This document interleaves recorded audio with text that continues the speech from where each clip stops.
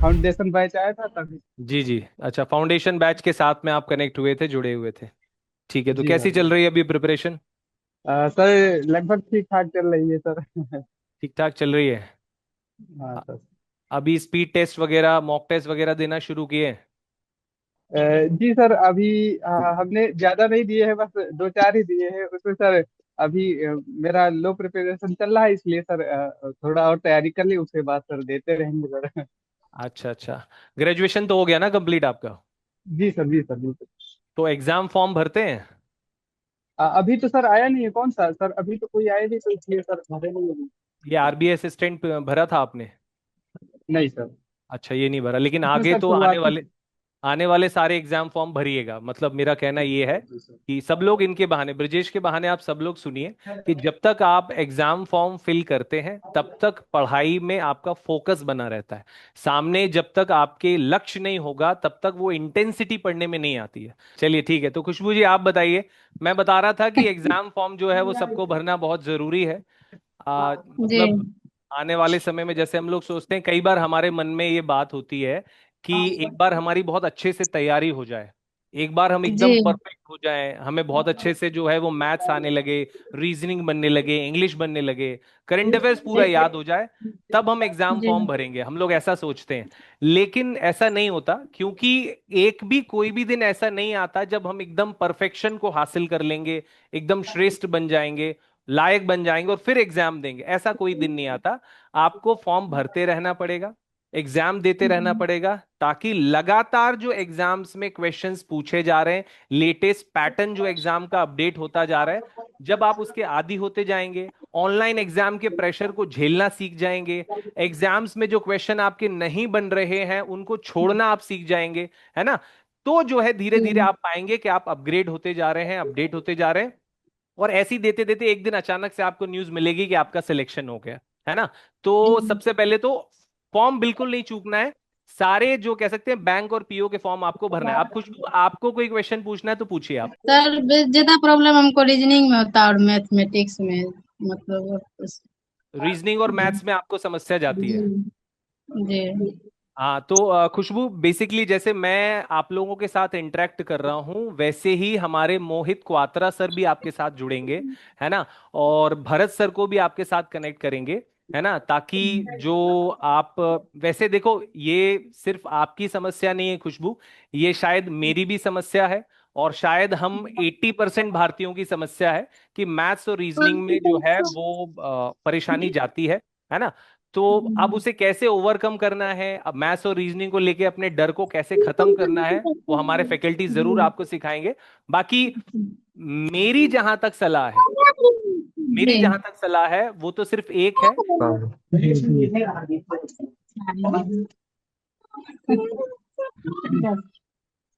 मेरी जहां तक सलाह है, आप तो सिर्फ एक बात ध्यान रखिए, जब तक आप खुद प्रिपरेशन कर रहे हैं, जी टीचर्स आपको पढ़ा रहे हैं, तो जब वो क्लास में आपको बोलते हैं ना कि आप आज का टॉपिक रिवाइज कीजिएगा, तो आपकी ड्यूटी ये है कि कुछ भी हो जाए, वो दिन बीतना जी नहीं चाहिए और उस दिन की क्लासेस का रिवीजन होना चाहिए। कई बार हमें ऐसा लगता है कि जो टॉपर्स हैं, जो अच्छे मार्क्स लेके आ रहे हैं, वो कुछ डिफरेंट काम कर रहे हैं। नहीं, वो डिफरेंट काम नहीं करना है। आपको सिर्फ नियमावली जो बनी है ना उसको फॉलो करना है कि भाई मुझे रेगुलर टाइम पर क्लास अटेंड करनी है, सर ने मुझे जो रिवीजन के लिए पढ़ने के लिए दिया है मुझे उसकी प्रैक्टिस करनी है। बस आप उसको आंख बंद करके फॉलो करते जाओ कि भाई सर ने बोला है इसे पढ़ना है, इसकी प्रैक्टिस करना है, और फिर आगे नेक्स्ट क्लास में सर से अगर कोई डाउट होता है तो वो पूछ लेना है। तो रेगुलर बेसिस पर आप धीरे धीरे जब आप इसमें जो है वो अपना रिदम बनाओगे तो आपको देखोगे कि धीरे धीरे परफेक्शन आने लगा, है ना? हम लोग सोचते जरूर है कि कुछ एक अलग स्ट्रेटेजी होती होगी या कोई बहुत ज्यादा भारी कुछ काम करना, नहीं। बात यह है कि कोई बहुत बड़ी मेहनत करने के बाद आप सक्सेसफुल नहीं होते। जब छोटे छोटे नियमों को आप रेगुलर फॉलो करते हो ना, कि डेली टाइम पर क्लास में आना, ठीक है, क्लास में मान लीजिए सर ने 10 सवाल बताए, उन 10 सवालों को घर पे आपने प्रैक्टिस करके देखा कि नहीं देखा? अच्छा, एक बार होता क्या है कि मैथ्स का क्वेश्चन आपसे बन गया, मान लीजिए उसमें आपने 3 मिनट लगा दिए, 4 मिनट लगा दिए और आपको बन गया, आप खुश हो गए, अरे ये क्वेश्चन तो मुझसे आ गया। लेकिन बात वहां रुकती नहीं है। रीजनिंग और मैथमेटिक्स ऐसी चीज है कि आपको क्वेश्चन आता है, लेकिन उसके बाद आप कोशिश कीजिए कि जो चीज आपने 4 मिनट में फिनिश की, जब आप अगले अटेम्प्ट में उसे करें तो आप उसे 3 मिनट में फिनिश करें। और फिर जब आप अगली बार उसे करें तो हो सके कि आप उसको 2 या 2.5 मिनट के अंदर फिनिश कर दें। और कोशिश करें कि जब 5वीं बार अगर कभी उस टाइप का क्वेश्चन आपके सामने आए तो आपको पेन कम से कम यूज करना पड़े और आप वो क्वेश्चन सॉल्व कर लें। तो बेसिकली यहां पर ऐसा कोई भी स्टूडेंट नहीं है जो मैथ्स के सारे चैप्टर्स में परफेक्शन हासिल कर लेगा, ऐसा नहीं होता। होता यह है कि हर एक स्टूडेंट की अपनी स्ट्रेंथ होती है। करीब 60-70% ऐसे चैप्टर्स होते हैं जो उसको पसंद होते हैं। तो आपको जो पसंद है, जिनमें आप बहुत अच्छे हो, जिनमें आप कंफर्टेबल हो, आप उन पर काम कीजिए, उनमें अपनी स्पीड बढ़ाइए। ना कि सिर्फ इसके कि अरे मेरा तो जो है वो साहब ये वाला जो चैप्टर है वो बहुत कमजोर है, और आप उस एक चैप्टर को लेके बैठे रहते हो और हफ्तों उसमें निकल जाते हैं। उससे बेहतर है कि आप मॉक टेस्ट दीजिए, है ना, और ये पता कीजिए कि भैया मेरी स्ट्रेंथ कौन सी है, और उन चैप्टर्स के क्वेश्चंस को कम से कम समय में करने की कोशिश कीजिए। बाकी मैं बिल्कुल विश्वास दिलाता हूं, जैसे मैं आपके साथ इंटरेक्ट कर रहा हूं, हमारे मैथ्स के फैकल्टी भरत सर और रीजनिंग के फैकल्टी मोहित क्वात्रा सर भी जल्दी आपसे कनेक्ट करेंगे। चलिए अब हम लोग बात करते हैं देवेंद्र जी से। देवेंद्र जी का माइक जो है वो ऑन कीजिए। Thank you, thank you.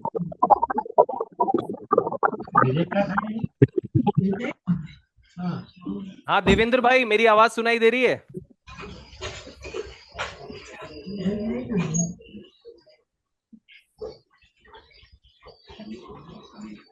Hello Devendra, मेरी बात सुन पा रहे हो? माइक को आपने ऑफ कर लिया, अब ऑन करो वापस से।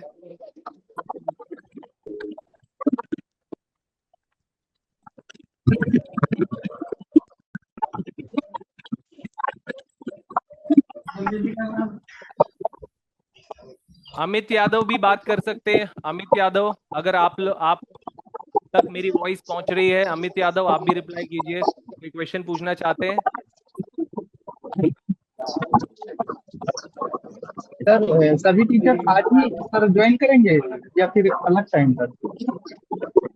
अब ऐसा रहेगा कि हर दिन एक टीचर के साथ फुर्सत से बात करेंगे आप। मतलब आज आप मेरे से इंटरेक्शन कर रहे हो, अगले सेशन में जो है वो हो सकता है भरत सर आपसे कनेक्ट करें, उसके बाद मोहित सर आपसे कनेक्ट करें, सुकेश सर आपसे कनेक्ट करें। क्या होता है, सारे फैकल्टी एक साथ आ जाते हैं, तो फिर क्या होता है, सिर्फ हाय हेलो हो पाती है बस, है ना। तो हम लोग चाहते हैं कि थोड़ा विस्तार से चर्चा करें, एक नहीं आप 5-5 क्वेश्चन पूछें। अमित सर यादव क्या जी। होता ना, हाँ जी, बोलिए ब्रजेश। सर क्वेश्चन में ऐसा होता कि सर टाइम लगता है बट सॉल्व हो जाते हैं, लेकिन कभी कभी 4 मिनट 5 मिनट भी लग जाते हैं। लेकिन ये सर टाइम मैनेजमेंट कैसे करें सर? बिल्कुल बिल्कुल, देखो ब्रजेश और बाकी स्टूडेंट ध्यान से सुनो, है ना। जिन लोगों की मेरे से बात नहीं हो रही है वो अपना माइक को जो है वो ऑफ रखें, है ना। जिन लोगों की मेरे से बात नहीं हो रही वो सिर्फ सुने, और बाकी जिनकी मेरे से बात हो रही है वो माइक ओपन रखें। अब यहाँ पर ब्रजेश बात कर रहे हैं कि सर हमसे क्वेश्चन बन तो जाता है लेकिन वो 3 से 4 मिनट या 5 मिनट लग जाता है। तो ब्रजेश देखो, अगर आप लोगों ने कभी गौर किया हो, सारे लोग ध्यान से सुनो, कि मैथमेटिक्स सिर्फ एक रीजनिंग है जो आपको अलग सब्जेक्ट मिला है, जो आपने स्कूल में कभी शायद नहीं पढ़ा, लेकिन बाकी चाहे इंग्लिश हो, चाहे वो जनरल अवेयरनेस हो, है ना, वो भी न्यूज़पेपर आप पढ़ते आए हो, खबरें सुनते आए हो, मैथमेटिक्स भी जो है वो आपने बचपन से पढ़ी है। अच्छा, मैथमेटिक्स में ऐसा कोई भी चैप्टर नहीं है जो आपने 10th तक ना पढ़ा हो। 10वीं तक आपने सब पढ़ा है, इसलिए आप उसे सॉल्व भी कर पाते हो, है ना, लेकिन उसमें टाइम लगता है। अब लड़ाई दोस्त इसी चीज की है, एक्चुअल में मैथमेटिक्स का पेपर अगर आपको दिया जाए और आपको 4 घंटे दे दिए जाएं, तो मुझे लगता है कि शायद ही 1-2 क्वेश्चन आप छोड़ोगे, बाकी आप सारे क्वेश्चन बना दोगे। क्लियर है? मतलब हम में से 70% लोगों को वो क्वेश्चंस आते तो हैं, पर दोस्तों हमारे बीच बैंकिंग एग्जाम में लड़ाई ही फास्ट कैलकुलेशन की है। तो मतलब मेरा, मैं आपको यही समझाना चाह रहा हूं कि अगर बैंकिंग एग्जाम में मैथ्स के सिलेबस में अगर 20 क्वेश्चन, सॉरी 20 चैप्टर आपके सामने हैं, तो जरूरी नहीं है कि आपको 20 के 20 पर मास्टरी करनी है। आपको सिर्फ ये देखना है कि कौन से ऐसे क्वेश्चंस हैं जिनको आप बहुत तेजी से जो है वो सॉल्व कर पाते हो, ज्यादातर उन्हें आप सही करते हो, आप पिक कर लेते हो, आपको उसमें अपना टाइमिंग और इंप्रूव करना है। मतलब ये कि आप सोचो कि आपको 3 मिनट से जो है उसको आधा मिनट पे लाना है, उसको 1 मिनट पर लाना है। आपका यही टास्क है। मतलब ये कि अगर कोई चैप्टर आपने कंप्लीट कर लिया तो इसका मतलब ये नहीं कि उसे छोड़ दिया और दूसरे चैप्टर पे चले गए। आप अपने डायरी में लिखो कि भाई ये जो मेरा चैप्टर है, जो लास्ट टाइम मैंने किया था, एवरेज या रेशियो प्रोपोर्शन वाला चैप्टर, ये मैंने अभी लास्ट कब रिवाइज किया था? उन्होंने कहा साहब पिछले महीने की 13 तारीख को। अब इसे दूसरी बार 15 दिन के अंदर मुझे रिवाइज करने का टाइम हो गया, दूसरी बार उस पर टिक लगा दिया। फिर पता चला 20-25 दिन बीते या 10 दिन बीता, आपने फिर एक बार प्रैक्टिस कर ली, है ना? और आप नोटिस करोगे कि पूरा आप जो है वो रेशियो प्रोपोर्शन का चैप्टर अगर आप सॉल्व करोगे तो हो सकता है आपको 4-5 घंटे लग जाएं, है ना, बढ़िया से बनाने में। लेकिन वही चैप्टर जब आप दोबारा आप सॉल्व करने जाओगे, आप देखोगे आप 2 घंटे में कर पाओगे। आप जब जादू ये देखेंगे कि अगर तीसरी बार जब वही चैप्टर आप करने को बैठोगे, आप 1 घंटे में सारे सवाल बना दोगे। और दोस्त, आप बिल्कुल इसे झूठ मत मानिएगा, जहां 5वीं बार आपने वो चैप्टर को हाथ लगाया, आप 45 मिनट में सारे क्वेश्चन सॉल्व करके निकल जाओगे। तो एक्चुअल में ये जो बंदे होते हैं ना, जो किसी ने बायो वाला है जिसने बैंक एग्जाम क्रैक कर लिया, कोई आर्ट्स वाला है जिसने बैंक एग्जाम क्रैक कर लिया, वो कैसे हो पाता है? क्योंकि उन्होंने तो मैथ्स इतना डिटेल में कभी पढ़ा भी नहीं। तो उसकी वजह यही रहती है प्रैक्टिस। वो इतनी ज्यादा बार अभ्यास कर लेते हैं, प्रैक्टिस कर लेते हैं, कि जो चैप्टर्स उन्हें आते थे, वो जो उनकी प्रोसेस जानते थे, लेकिन उसकी स्पीड को उन्होंने अनबीटेबल बना लिया। मतलब ये कि उनसे ज्यादा तेज जो है उसे कोई सॉल्व नहीं कर सकता। तो बात फिर वही घुमा फिरा के आती है कि अच्छा, उस इसमें एक और फायदा होता है, इसमें आपका कॉन्फिडेंस भी बढ़ता है। वो चीज जो पहले आप 3-4 घंटे में कर रहे थे, अब आप आधे पौन घंटे में कर पा रहे हो, आपका कॉन्फिडेंस बढ़ेगा और आपके दिमाग में रहेगा यार रेशियो प्रोपोर्शन से कहीं से भी क्वेश्चन आ जाए, मैं चुटकियों में बना दूंगा, क्योंकि मैंने जो है अपनी प्रैक्टिस बुक से सारे क्वेश्चन 5 बार कर लिए और अब मैं कम से कम समय में बना पाता हूं। वो आपको कॉन्फिडेंस देगा। अभी क्या होता है, आप डरे डरे से रहते हो। क्यों? क्योंकि आपने एक बार चैप्टर सॉल्व किया, उसमें भी आधा दिन लगाया था। अब आपको डर यह है कि अगर उससे प्रश्न आ गया तो कर तो लूंगा, लेकिन 7-8-10 मिनट में करूंगा, जितने में आपको 10 क्वेश्चन करने थे उतने में एक ही बन पाता है।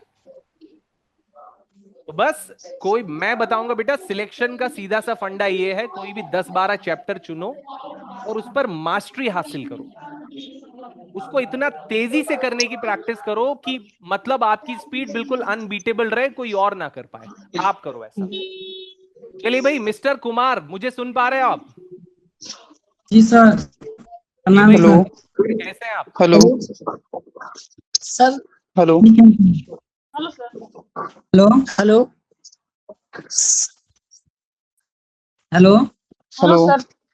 हाँ जी, हाँ जी, बताइए कहाँ से जुड़े, हमारे साथ कनेक्ट हुए? सर मैं हर्षा बात कर रही हूँ और मैं गुजरात से हूँ। सर मुझे ये जानना था कि हमने अगर महापेक ज्वाइन किया है तो उसमें ना सर डिटेल से पढ़ा रहे हैं, और अगर वो टारगेट बेस्ड है तो उसमें टारगेट तो मैंने बहुत सारे वीडियोस देखे यूट्यूब पे, तो उसमें ये जानने को मिला कि आरबीपीएस है, एसबीआई है और आरआरबी है। उन तीनों तीनों में जो भी क्वेश्चन आते हैं मैथ्स में, रीजनिंग में, उनका लेवल अलग अलग होता है। तो क्या ये जो ये महापेक अगर हम लेते हैं तो क्या उसमें भी ये चीज हमें नॉर्मलाइजेशन उसका मिल जाता है? समझ में नहीं आता है कुछ।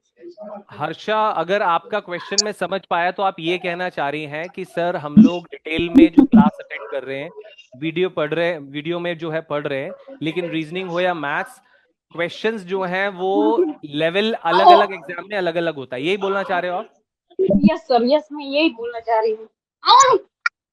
तो बेसिकली देखिए हर्षा, आप प्रिपरेशन कब से कर रहे हो, कितना टाइम हो गया आपको प्रिपेयर करते सर हुए? मुझे ना वैसे 1 साल हो चुका है, मैं 1 साल से प्रिपरेशन कर रही हूँ, और मुझे ना ज्यादा से ज्यादा बढ़ स्पीड में आ रही है। मॉक टेस्ट में ज्यादा स्पीड नहीं बढ़ रही है मेरी स्पीड। अभी पहले मैंने जब स्टार्ट किया था तो मेरा 2-3 ऐसे हो जाता था, 2-3 मिनट ऐसे हो जाता था, लेकिन अब वो ना मेरी 35 से हो गई है, लेकिन उससे ज्यादा नहीं हो पा रहा है। बहुत ट्राई हर्षा, किया। हर्षा स्पीड बढ़ाने के लिए आप क्या करते हो? मैं ना हूँ कहीं मोबाइल पे टाइमिंग करके मैं क्वेश्चन करती हूँ बुक से। मॉक टेस्ट अभी तक मैंने नहीं दिया। हाँ हाँ, मॉक टेस्ट में डर लग रहा है कि अगर टाइम कम हो गया तो एग्जाम का प्रेशर नहीं झेल पा रही। नहीं नहीं नहीं, ऐसा देखो प्रेशर वाली कोई बात नहीं है। बस बात सिर्फ इतनी है कि अभी आप डेली जो प्रैक्टिस करते हो कितना समय देते हो उसमें अपना? कितने टाइम करते हो प्रैक्टिस आप? क्लास पे नहीं। अगर जैसे मान लीजिए ये जो भी यूनिट्स आप पढ़ रहे हो, मैथमेटिक्स की या रीजनिंग की या इंग्लिश की, जो भी आप यूनिट्स पढ़ रहे हो, तो एक चैप्टर को आप कितनी बार रिवाइज करते हो? सर मैंने ना रेशियो है ना, मैंने 5 से 6 बार कर लिया है, तो रेशियो मुझे बहुत अच्छे से आ रहा है। और रीजनिंग में भी बहुत सारे ये है, पर पजल में बहुत प्रॉब्लम हो रही है। सिटिंग अरेंजमेंट अच्छे से बन जा रही है और पजल भी उसके जैसा ही है, लेकिन हम्म। थोड़ी प्रॉब्लम होती है क्योंकि मेंस लेवल की जो पजल है ना उसमें बहुत प्रॉब्लम आती है, क्योंकि बड़ी बड़ी पजल आती है, तो उसमें टाइमिंग का बहुत मतलब इशू रहता है। मुझे 2-2 3-3 मिनट लग जाता है, नहीं क्योंकि नहीं वैसे भी आई एम मैरिड हूँ, तो मुझे घर के काम के साथ साथ सब कुछ मैनेज करना पड़ रहा है। वो ऑनलाइन क्लासेस कम ज्वाइन कर पाती हूँ। हाँ, नहीं, मैं समझ रहा हूँ, मैं समझ रहा हूँ बिल्कुल। इतने सारे सब जिम्मेदारियां देखते हुए और साथ में पढ़ाई पर फोकस करना काफी चैलेंजिंग होता है, लेकिन ये असंभव नहीं है ना। और मैं आपको वो सारे स्टूडेंट्स को मैं ये बताना चाहूंगा, थोड़ी देर पहले हम लोग ये डिस्कस कर भी रहे थे कि हम सबको क्वेश्चंस बन हेलो। जाते हैं, हम सबको क्वेश्चंस बन हेलो। जाते हैं, लेकिन हम उन्हें सॉल्व जो है वो करते हैं, देर में करते हैं, है ना। तो जल्दी करने का तरीका देखो, सिर्फ अंदर एक, बच जाओ। हम लोग अपने दिमाग में सिर्फ एक बैरियर बना लेते हैं कि यार बड़ी मुश्किल से 4 घंटे में तो हमने वो चैप्टर किया है, अब वो हमने कंप्लीट कर लिया, अब उसको बाद में देखेंगे। प्रॉब्लम उसको बाद में मत देखो भाई, आपको जब सॉरी मौका सर, मिले। आपकी आवाज ठीक। हेलो, मेरी वॉइस आ रही है हर्षा आप तक? सब लोग मेरी वॉइस सुन पा रहे हैं? जी जी। यस सर, आपकी आवाज क्लियर है सर। कोशिश कीजिए कि जब नेटवर्क जहां अच्छा हो वहां पर बैठे आप आराम से, है ना। नेटवर्क प्रॉपर अच्छा होना चाहिए। हाँ, तो बच्चों में ये बोल रहा था कि एक्चुअल में ना, घूम फिर के जो है एग्जाम क्रैक करने के वो 3-4 बेसिक्स हैं जिनको हमें फॉलो करना होता है। देखो, सिंपल सी बात है, ऐसा नहीं है कि टॉपर्स कुछ अलग करते हैं, है ना। सिंपल बात है, जब हमारी जो कहते हैं ना हिम्मत जवाब दे जाती है रात के 11 बजे, बस टॉपर हिम्मत जुटा लेता है 11 बजे के बाद 1 घंटा या 1.5 घंटा और पढ़ने की। बस सिर्फ इतना सा अंतर आता है, और कुछ बहुत नहीं है कि आप या उसके जो है वो रिसोर्सेज में बहुत अंतर है इसलिए वो टॉप कर रहा है या इसलिए वो क्रैक कर रहा है, नहीं। बात ये है कि हमारी लिमिट बोल देती है कि नहीं यार अब नींद आ रही है, अब सुबह पढ़ेंगे, और वो ये सोच लेता है कि नहीं यार सुबह का कोई भरोसा नहीं है, जो भी करना है अभी करेंगे।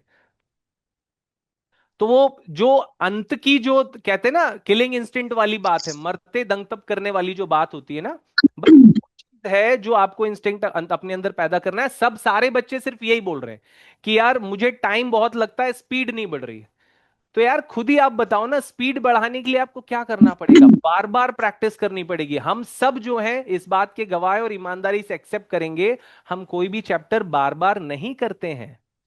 हम एक बार उसे कर देते हैं और फिर महीनों के लिए छोड़ देते हैं कि भाई हमने पिछले महीने तो पढ़ा था, मिक्सचर एंड एलिगेशन हमने तब तो पढ़ा था, या हमने जो है एवरेज या रेशियो या परसेंटेज हमने तब पढ़ा था, हम दोबारा नहीं करते उसे।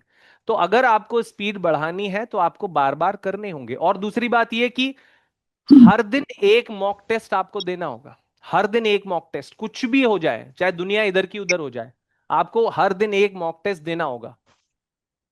अभी अभी क्या हम में से बहुत सा ऐसा कोई है जो रोज एक मॉक टेस्ट दे पा रहा है? ऐसा कोई है? रोज एक मॉक टेस्ट दे पाते हम? नहीं दे पाते। बहुत असंभव सी चीज लगती है, लेकिन है नहीं। पर कुछ भी हो जाए, मैं अभी आप, कई बार जो है हमें सिलेक्टेड स्टूडेंट्स के इंटरव्यू जो है सुनने को मिलते हैं, है ना। आप पूछिएगा, 100%, 100% जो सिलेक्टेड कैंडिडेट हैं वो एक जवाब जरूर देंगे। वो क्या जवाब देंगे? वो ये बोलेंगे कि यार मैंने हर दिन एक स्पीड टेस्ट जरूर लगाया था, मैंने एक मॉक टेस्ट हर दिन रोज सॉल्व किया था, चाहे वो मैं ऑफलाइन करूं या ऑनलाइन करूं। आप लोग तो ऑनलाइन ही करो तो बेस्ट है, क्योंकि हमारा ऑनलाइन एग्जाम है। तो हर दिन एक मॉक टेस्ट जरूर लगाना है, चाहे कुछ भी हो जाए। उसको मत, अच्छा उसका फायदा क्या होता है? आपको मैथ्स, रीजनिंग, इंग्लिश, जीए के 50-50 क्वेश्चन, 40-40 क्वेश्चन नए नए रोज मिल जाते। करंट अफेयर्स के 50 नए क्वेश्चन मिल जाते हैं, मैथ्स के नए 50 क्वेश्चंस का सेट मिल जाता है। और दूसरी बात, अब क्या होता है, मॉक टेस्ट देने के बाद फिर हम क्या करते हैं? मॉक टेस्ट देने के बाद हम लोग उसका रिजल्ट देखते हैं, हमें समझ में आता है अरे यार मैं तो 50 ही अटेम्प्ट कर पाया या 60 ही अटेम्प्ट कर पाया, और उसके बाद भूल जाते हैं। जबकि करना यह है कि इनमें से कौन से क्वेश्चन है जो मुझसे नहीं बने, और कौन से क्वेश्चन है जो बना ही नहीं पा रहा हूं, कौन से क्वेश्चन है जिनमें थोड़ा सा समय दूंगा तो अगली बार सही सही कर दूंगा, और कौन से क्वेश्चन है जो आते तो थे लेकिन मैंने उनमें एक्स्ट्रा टाइम दे दिया। मतलब यह कि अपने मॉक टेस्ट को एनालाइज जरूर करो। आपने वो 200 क्वेश्चन का सेट जो है वो कैसे लगाया है उसका एनालिसिस जरूर करो कि कितने क्वेश्चंस थे जिन्होंने मुझे परेशान किया, जो टाइम कंज्यूमिंग थे पर मुझे आते थे। अब जब वो आपको आते थे मतलब इसका सिग्नल ये है कि इन सारे क्वेश्चंस की प्रैक्टिस इतनी करो कि इनमें स्पीड बढ़ जाए, क्योंकि क्वेश्चन बनते तो हैं, बस समय कम लगना चाहिए। बाकी कौन से क्वेश्चन है जो आपको आ सकते थे लेकिन थोड़ी सिली मिस्टेक्स या समय पर जो है दिमाग की बत्ती नहीं जली, ऐसे क्वेश्चन देखो भैया, कौन से कॉन्सेप्ट से बेसिक कॉन्सेप्ट्स उनके देखो। उससे ये होगा कि हर दिन जब आप अगले दिन मॉक टेस्ट दोगे तो पिछले टेस्ट में आपने जो 10 क्वेश्चंस में गलती की थी वो आप नहीं दोहराओगे। और सिंपल सी बात है, आप उसी चीज से डर लगता है जिसको हम बार बार नहीं करते। और हर दिन आप खुद सोचो, आप और मैं शायद, देखो हम लोग सब लोग कहीं ना कहीं ग्रामीण बैकग्राउंड से जुड़े हुए हैं। जब बहुत ज्यादा गहरा कुआं होता है तो उसके किनारे पर जाकर पानी निकालने में डर लगता है, लेकिन वो किसको लगता है? जो पहली बार कुएं पर गया हो या महीने भर में एक बार जाता हो। लेकिन हमारी दादी हैं, हमारी माता जी हैं या पिताजी हैं, कोई भी जो कुएं पर रोज जाते थे और वो हर दिन जब जाते थे तो वो कुएं के, मैंने देखा बीच में जो है एक बड़ी सी, कुएं के बीच में एक बड़ी सी लकड़ी डाली जाती है, होती है कि नहीं होती है? और उस पर खड़े होकर जो है वो आराम से, नीचे कुआं है लेकिन उस पर खड़े होकर आराम से पानी निकाल रहे हो। हम सोचते हैं यार ये दादाजी को डर क्यों नहीं लगता यार, ये दादी कहीं गिर गई तो क्या होगा, जबकि उनका रोज का काम है। तो बस बात इतनी सी है, जिस चीज से आप घबरा रहे हो, जैसे अभी हर्षा बोल रही है कि सर डर फील होता है, प्रेशर फील होता है कि एग्जाम का प्रेशर हम नहीं झेल पाए। अरे दोस्त, प्रेशर प्रेशर कुछ नहीं होता, बस उसको हर दिन झेलने की आदत डालो। जब हर दिन आप मॉक टेस्ट से होकर गुजरोगे ना, हर दिन आप ऑनलाइन चाहे कुछ, आपको ऐसे कि जैसे हम हर दिन नहाते हैं, हर दिन खाना खाते हैं, पानी पीते हैं, वैसे ही अपनी दिनचर्या में आप स्पीड टेस्ट को भी शामिल कीजिए। आप स्पीड टेस्ट को भी उसमें शामिल कीजिए कि चाहे कुछ भी हो जाए, हर हाल में मुझे आज स्पीड टेस्ट देना है। और जब ऐसा रूटीन आप बना लोगे तो जिस दिन एग्जाम का दिन आएगा उस दिन आपको अलग से कोई प्रेशर फील नहीं होगा, क्योंकि आपने हर दिन उस एग्जाम को जिया है, आपने हर दिन उस एग्जाम को फेस किया है, हर दिन उस चैलेंज को आपने ओवरकम किया है, हर दिन आप उससे लड़े हैं, जीते हैं। तो इसलिए एग्जाम में फिर वो प्रेशर नहीं फील होगा, स्पीड भी बढ़ेगी, एक्यूरेसी भी बढ़ेगी, आपका परफॉर्मेंस भी इंप्रूव होगा। चलिए भाई, अगला क्वेश्चन और किससे ले रहे हैं हम? सर मेरा नाम सोम कुमार है सर, मैं अभी सर्विस में हूँ सर अभी, और मैं फरवरी में रिटायर हो रहा हूँ। जी जी, फरवरी 27 में सर। सर ठीक है टाइम जो मतलब जो सरकारी है सर, उसकी वजह से 9 से 6 तो जाना ही पड़ता है। ठीक तो है। सुबह के टाइम तो सर जीए की क्लास आपकी लेके चला जाता हूँ सर, और ठीक है, सुबह जो 1 घंटा मिलता है सर उसमें थोड़ी रिवीजन कर लेता हूँ। ठीक है। शाम को मैथ का सर ऑनलाइन ले लेता हूँ। तो सर रात को वही 11 मैक्सिमम 11 बजे तक ही पढ़ पाता हूँ। पर सर मैथ की स्पीड तो सर समझ में आ रहा है सर, पर भूल जा रहे हैं बार बार बार। ठीक। सोनू भाई देखो, ऐसे कि एक बात बताओ, सर आपकी मैं जब आपने ज्वाइन किया हेलो होगा तो किस एज में ज्वाइन किया आपने? सर, जब, मैंने ज्वाइन किया था 18 साल का था जब मैंने ज्वाइन किया था सर सर्विस। ठीक है, किस सन में ज्वाइन किया था, कौन से ईयर में? सर 2012 में ज्वाइन किया था सर्विस को। 15 साल होने 2012। वाला है सर मुझे सर्विस में। 15 साल होने वाला है, बहुत बढ़िया, बहुत बधाई। पहली बात तो ये कि यार इतनी सी उम्र में जो है वो यहाँ तक पहुंचना, और उसके बाद भी अभी भी जो है वो आपने हार नहीं मानी और आप आगे और बढ़ना चाहते हैं, है ना? ऐसे बहुत सारे मेरे प्यारे दोस्त हैं जिन्होंने क्रैक किया है, मेहनत की है और वो कर लेते हैं। आप जानते हो कि सर्विसेज के जो कैंडिडेट्स होते हैं उनके कुछ बेनिफिट्स भी मिलते हैं, है ना? और उनका सिलेक्शन होने के चांसेस नॉर्मल लोगों से ज्यादा होते हैं, है ना? एक बात। अच्छा, दूसरी बात ये कि आपकी जब इनिशियल, जब 2000 मतलब 18 साल की उम्र में आपने जब ज्वाइन किया था, ट्रेनिंग कितने दिन की हुई थी आपकी? 1.5 ईयर सर 1.5 साल की टोटल। ट्रेनिंग। अच्छा, सर तो क्या रूटीन होता था उस टाइम पे? कितने बजे सर उठते थे सुबह सुबह? 3:30 से लेके रात के 11 o'clock तक। सुबह 4 बजे, 3 बजे से था ना, मतलब सुबह 3:30 हाँ सर। हाँ, 3:30 बजे उठते थे और रात के 11 बजे तक आप जो है लगातार ट्रेनिंग करते। अच्छा, दिन में सोने को मौका मिलता था? सर खाने के लिए भी नहीं मिलता था सर टाइम। खाने के लिए भी नहीं मिलता था। नहीं सर। लेकिन एक बात बताएं, वो जो 1.5 साल की ट्रेनिंग है ना, अच्छा उसने आपको ये 15 साल का हौसला दिया। समझ रहे?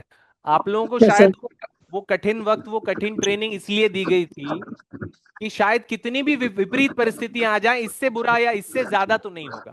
क्योंकि इतना ज्यादा आप लोगों को तैयार कर दिया जाता है, इतना ज्यादा आने वाले जो है वो कंडीशंस के लिए, परिस्थितियों के लिए, चैलेंजेस के लिए तैयार किया जाता है कि आप आगे जो है वो चीजें आपको नॉर्मल लगती हैं। तो डियर सोनू भाई, बस मैं यही बोलना चाहूंगा आपको कि अभी 9 to 6 है, लेकिन वो ट्रेनिंग जैसी मारामारी नहीं है, अच्छा। है ना। 9 to 6 है, अच्छा। लेकिन ट्रेनिंग जैसी मारामारी नहीं है। बस अपने अंदर वही 18 साल वाला सोनू लेकर आओ, जिसकी जॉब अभी नहीं लगी है, उसको अपनी फैमिली का ध्यान रखना है, समझ रहे हैं। बस अब ये वाले अच्छा। सोनू के पास पॉजिटिव चीज ये है कि इसके पास अभी जॉब भी है, फाइनेंशियल सिक्योरिटी भी है, इसको फॉर्म भरने का पैसा भी किसी से नहीं लेना है, किसी से कोचिंग ज्वाइन करने की परमिशन भी नहीं लेनी है। तो पहले वाले सोनू और अब वाले सोनू में ये वाला सोनू ज्यादा मजबूत है, ज्यादा स्ट्रांग है, और उसके पास ज्यादा अच्छे अवसर है। तो मैं यही बोलूंगा कि आप पहले भी आप ही थे जिन्होंने वो एग्जाम क्रैक किया, है ना, सेना में ज्वाइन किया, अच्छा। आज भी आप वही हो। आपके साथ सुविधाएं भी हैं, अवेयरनेस भी है यार। तो उस टाइम पर तो तुम्हारे पास इंटरनेट भी नहीं होगा, गूगल भी नहीं होगा, है ना, कोई नहीं सुविधा सर। इस तरह की नहीं थी। आपने वो मैगजीन पढ़ पढ़ के एग्जाम दिया होगा। आज तो आपके पास चैट जीपीटी भी है, गूगल भी है, हम लोग भी ऑनलाइन कनेक्टेड है, और समय भी है, इंटरनेट भी है। मतलब कुल मिलाकर सिर्फ ये है कि आप अपने बस अंदर ये डालो कि और कोई दूसरा ऑप्शन है नहीं यार, है ना, सर जरूरी। हाँ बताइए बताइए। पहले तो सर अदियंट और लूसेंट की जो आती थी ना जीके, हाँ हाँ उसी से पढ़ के फिजिक्स वगैरह मतलब सब उसी से तैयारी करके दिया था। अभी सर बिल्कुल। मैं आपकी लाइव क्लास लेता हूँ सर, पर क्या ना मेरी मार्च तक की क्लास आपकी छूट गई है। मैंने जी 1 अप्रैल से चालू किया था सर पढ़ाई, जब मेरा एनओसी आ गया ना उसके हम्म, बाद ही मैंने सर ज्वाइन किया। तो सर ठीक है। मैं मार्च की क्लास अभी जो छूट गई है उनको हाँ, कवर भी नहीं कर पा रहा हूँ सर, क्योंकि सर 1-1 घंटे का रहता है। तो देखो सर दोनों क्या करूँ समझ में नहीं आ रहा। आपके बहाने में सबको बताना चाहूंगा, जैसे ब्रिजेश सुन रहा है, देवेंद्र सुन रहा है, अंसारी भाई सुन रहे हैं, मिस्टर कुमार सुन रहे हैं, अमित यादव सुन रहे हैं, है ना, और भी बहुत सारे लोग हमारे साथ जुड़े हैं। तो मैं आप सबको बताना चाहता हूं कि ऐसा कोई भी मंथ जो आपको लगता है कि कुछ छूट गया है, जितना आपसे कवर करते बनता है वो करो। बाकी हमारी जिम्मेदारी है ना यार। हम आपकी चाहे मैराथन क्लास लें, चाहे एक्स्ट्रा क्लास लें, है ना, वीकेंड पर आपके साथ डिस्कशन करें, हम कराएंगे ना कंप्लीट। आप हमें बताओ, जैसे आपने बताया सर मार्च छूट गया है, कोई भी एक दिन सेशन रख देंगे 2-3 घंटे का, बढ़िया, पूरा मार्च आपका कंप्लीट करा देंगे। आप बस अपनी तरफ से एफर्ट्स तो लगाओ, आप बताओ कि सर मुझे ये करना है, मुझे ये पढ़ना है। और वैसे भी 6 महीने के ड्यूरेशन के दौरान हम लोग कितनी बार कितनी मैराथन्स करते हैं, कितनी क्लास करते हैं, कितना रिवीजन करते हैं। तो ऐसा कुछ भी आपको सोचने की जरूरत नहीं है कि कुछ छूट गया है, कुछ मिस हो गया है, उसकी जिम्मेदारी हमारी है। आप तो अपने एफर्ट्स लगाओ। आपने अप्रैल से शुरू किया है, ईमानदारी से अप्रैल से उसे पढ़ो आप। मार्च आपका छूट गया, आप मुझे बताओ। क्योंकि अच्छा, अब जैसे आपका एक सोल्यूशन मैंने अभी निकाल दिया, चलो बैठे बिठाए ही आपके इस क्वेश्चन का सोल्यूशन मेरे दिमाग में आ गया। हमारे जो है वो एक मैनेजर साहब हैं, अतुल भाई, कल हमारे बीच बैठ के चर्चा हुई है।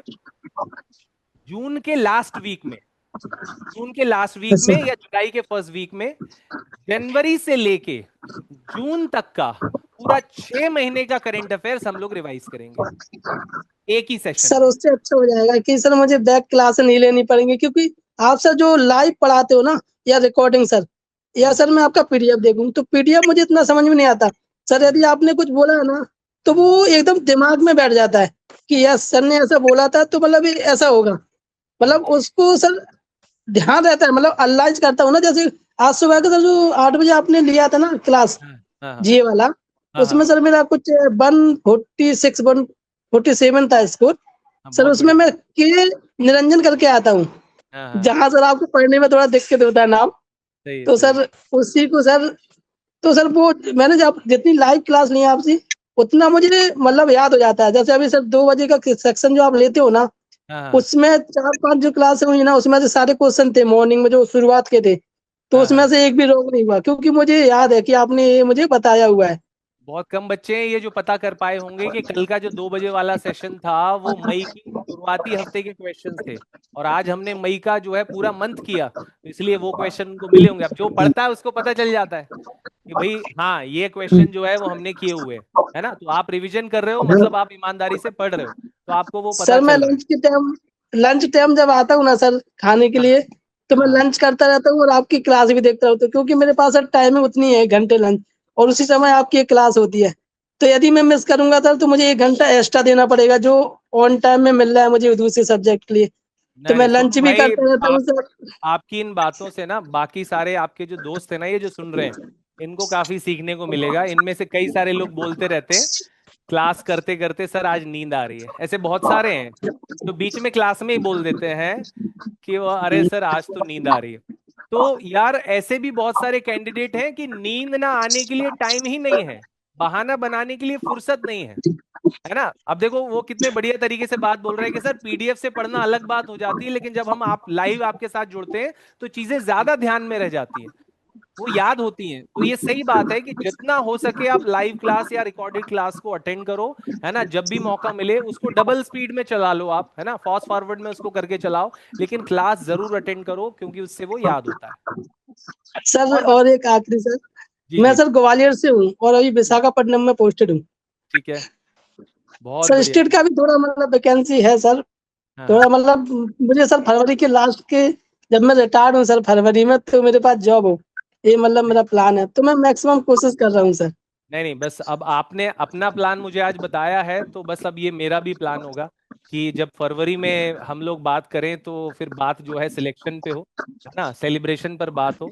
खूब मेहनत करेंगे, है ना, मिलके मेहनत करेंगे। ये सेशंस जो है वो प्लान करने का मोटो ही यही है कि कम से कम हम लोग, अब जैसे आज इतने दिनों से मैं बाय नेम आप लोगों को जान रहा हूँ, है ना, अब बाय फेस भी आप लोगों को याद करूंगा, और प्लस बहुत सारे लोगों से जो इंटरेक्शन हो रहा है, मेरे दिमाग पर भी अब प्रेशर रहेगा ना यार कि अब सवाल केवल इनके अकेले चैलेंज का नहीं है, अब मेरे ऊपर भी जिम्मेदारी है, मेरे ऊपर भी चैलेंज है कि यार इतने सारे लोग हैं जो उम्मीद लगाकर बैठे हैं, इतने सारे लोगों को सिलेक्शन चाहिए। तो करेंगे, मिलके मेहनत करेंगे डियर सोनू भाई, कोई टेंशन वाली बात थैंक नहीं यू है। सर। है ना, आप सर रेगुलर आप जब जैसे पढ़ाते हो सर तो प्रिपरेशन। समझ में भी मुझे आता है, काफी अच्छा मतलब इम्प्रूवमेंट हुआ है सर। आपने प्रोफाइल नंबर क्या, प्रोफाइल नेम क्या बताया आपका? के निरंजन करके है सर, KNIRANJN। अच्छा, के निरंजन, ठीक ठीक ठीक। हाँ सर। चलिए अब मैं याद जो रखूंगा, आज ठीक सबसे है। पहले आंसर दे रहे थे। थैंक यू सोनू भाई, थैंक यू थैंक यू। और बताइए भाई, आगे कौन सवाल पूछना चाहता है? सर मेरा ये सवाल है कि जो है कि मुझे टाइम बहुत मिलता है, बट जो है कि मुझे डायरेक्शन नहीं मिल पा रहा है बस सही। मैं फिर से एक बार जो है सवाल बोलिए, मैं समझा नहीं आपका सवाल।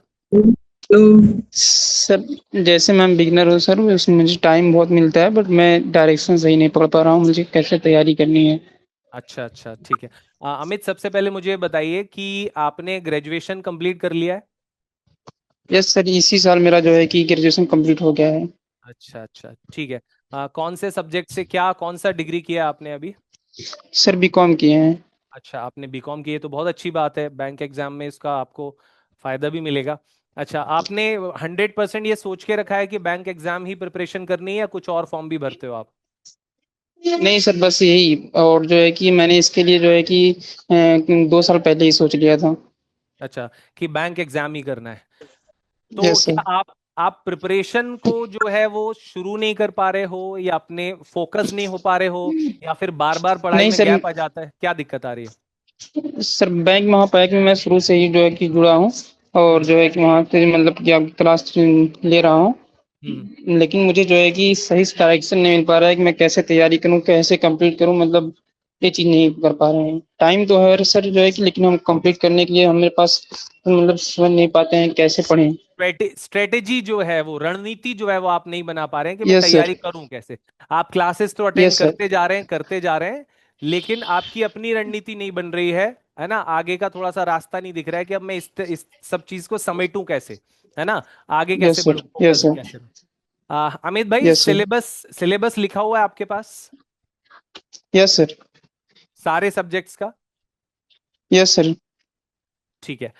तो अब जो सिलेबस आपने लिख के रखा है, इसमें आपको बाइफरकेट करना है। बाइफरकेट करना है मतलब आप चैप्टर्स के सेगमेंट्स बनाइए। सेगमेंट्स बनाइए मतलब ये कि कौन से ऐसे सेगमेंट्स हैं, कौन से चैप्टर्स हैं जो जिनमें आप कंफर्टेबल हो, जो आपको बनते हैं, उन पर निशान लगाइए। जो आप सीख सकते हैं, थोड़ा बहुत कंफ्यूजन है, उन पर अलग निशान लगाइए। और वो जो कि बिल्कुल ही ऐसा लगता है कि बहुत टाइम कंज्यूमिंग है या बिल्कुल भी आपको नहीं बनते, उनको जो है वो अलग निशान लगाइए। अब यहां पर होगा ये कि आपको चैप्टर सामने दिखने लगेंगे कि कौन कौन से चैप्टर्स में मैं जो है वो कंफर्टेबल हूं और उसमें मुझे स्पीड बढ़ानी है, उसमें अपने नॉलेज को मुझे जो है वो पॉलिश करना है और स्पीड अप करना है अपने आप को। तो उससे होगा ये कि कम से कम वो चीजें जिन 50 ऐसी कम से कम 50% चीजें होती हैं जिनमें हम कंफर्टेबल होते हैं, क्योंकि आप रेगुलर बेसिस पे क्लासेस भी कर रहे हो। तो होगा ये यस कि सर। आप ये मार्किंग करने लगोगे ना अपने पास रिटर्न में कि भैया मैथ्स के ये करीब जो है वो 30% चैप्टर्स ऐसे हैं जिनमें मैं कंफर्टेबल हूं, है ना। अब अपने दिमाग में टारगेट बनाओ कि मुझे इनको रिवाइज करना है। तो जैसे मैं अभी थोड़ी देर पहले बता रहा था कि भाई मैंने मान लीजिए कि 20 चैप्टर हैं, उनमें से 8 चैप्टर्स पे मैंने टिक लगाया कि भाई ये मुझे आते हैं, फिर इनको मैंने जो है वो रिवाइज करना है और जितनी बार मैं रिवाइज करूंगा उन पर जो है टेबल में उतनी बार टिक आप लगाते जाओ। तो जैसे ये टेबल आप अपनी जो रिवीजन टेबल है वो मेंटेन करने लगोगे और उस चैप्टर्स में देखने लगोगे कि इतनी बार मेरा रिवाइज होता जा रहा है, वो अपने आप आपका कॉन्फिडेंस बढ़ाएगा। अभी प्रॉब्लम ये होती है कि हर सब्जेक्ट में 20 चैप्टर और उसके बाद वो आप हर दिन पांचों सब्जेक्ट की क्लास भी कर रहे हो, लेकिन कॉन्फिडेंस किसी साइड से भी नहीं आ रहा है, क्योंकि एक टाइम में आप 20 के बारे में सोचते हो। Yes sir. आप एक बार में 20 चैप्टर्स के बारे में सोचते हो कि यार मुझे कुछ भी तो नहीं आता है, यार मुझे पूरा परफेक्शन से कुछ भी नहीं। आप सेगमेंट्स में बांटो और छोटे छोटे लक्ष्य रखो, अपने दिमाग में छोटे छोटे लक्ष्य बैठाओ कि भाई अगले 15 दिन का मेरा लक्ष्य ये है या अगले 20 दिन का जो है मेरा लक्ष्य ये है ना। और फिर उस पर काम करो, उस पर मेहनत करो। आप पूरा एक साथ जो है चैप्टर मत पूरा उठा के सिलेबस के भैया इकट्ठा पूरा सिलेबस रखा है और अब इसे मुझे कैसे भी करके खत्म करना है, नहीं। आप छोटे छोटे अपने टारगेट्स बनाइए और जब जैसे जैसे वो छोटे छोटे टारगेट, आपका दिन का भी टारगेट होना चाहिए, आपका हफ्ते का भी टारगेट होना चाहिए और आपका महीने का भी टारगेट होना चाहिए।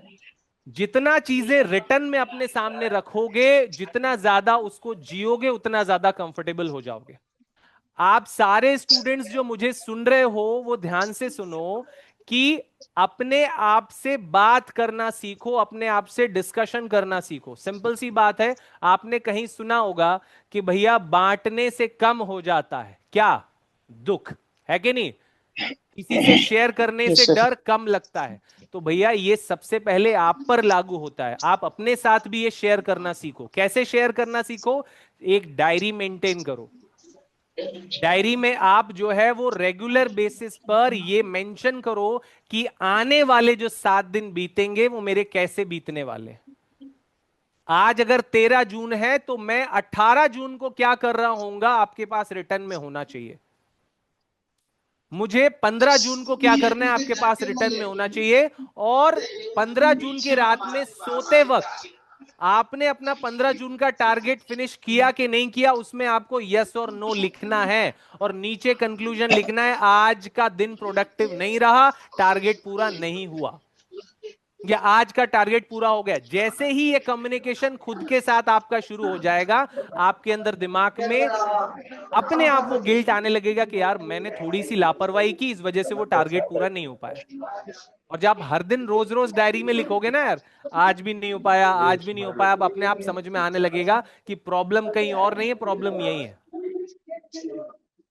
और जैसे जैसे ये टारगेट्स को आप पूरा करने लगोगे, आप देखोगे अंदर से आत्मविश्वास बढ़ेगा।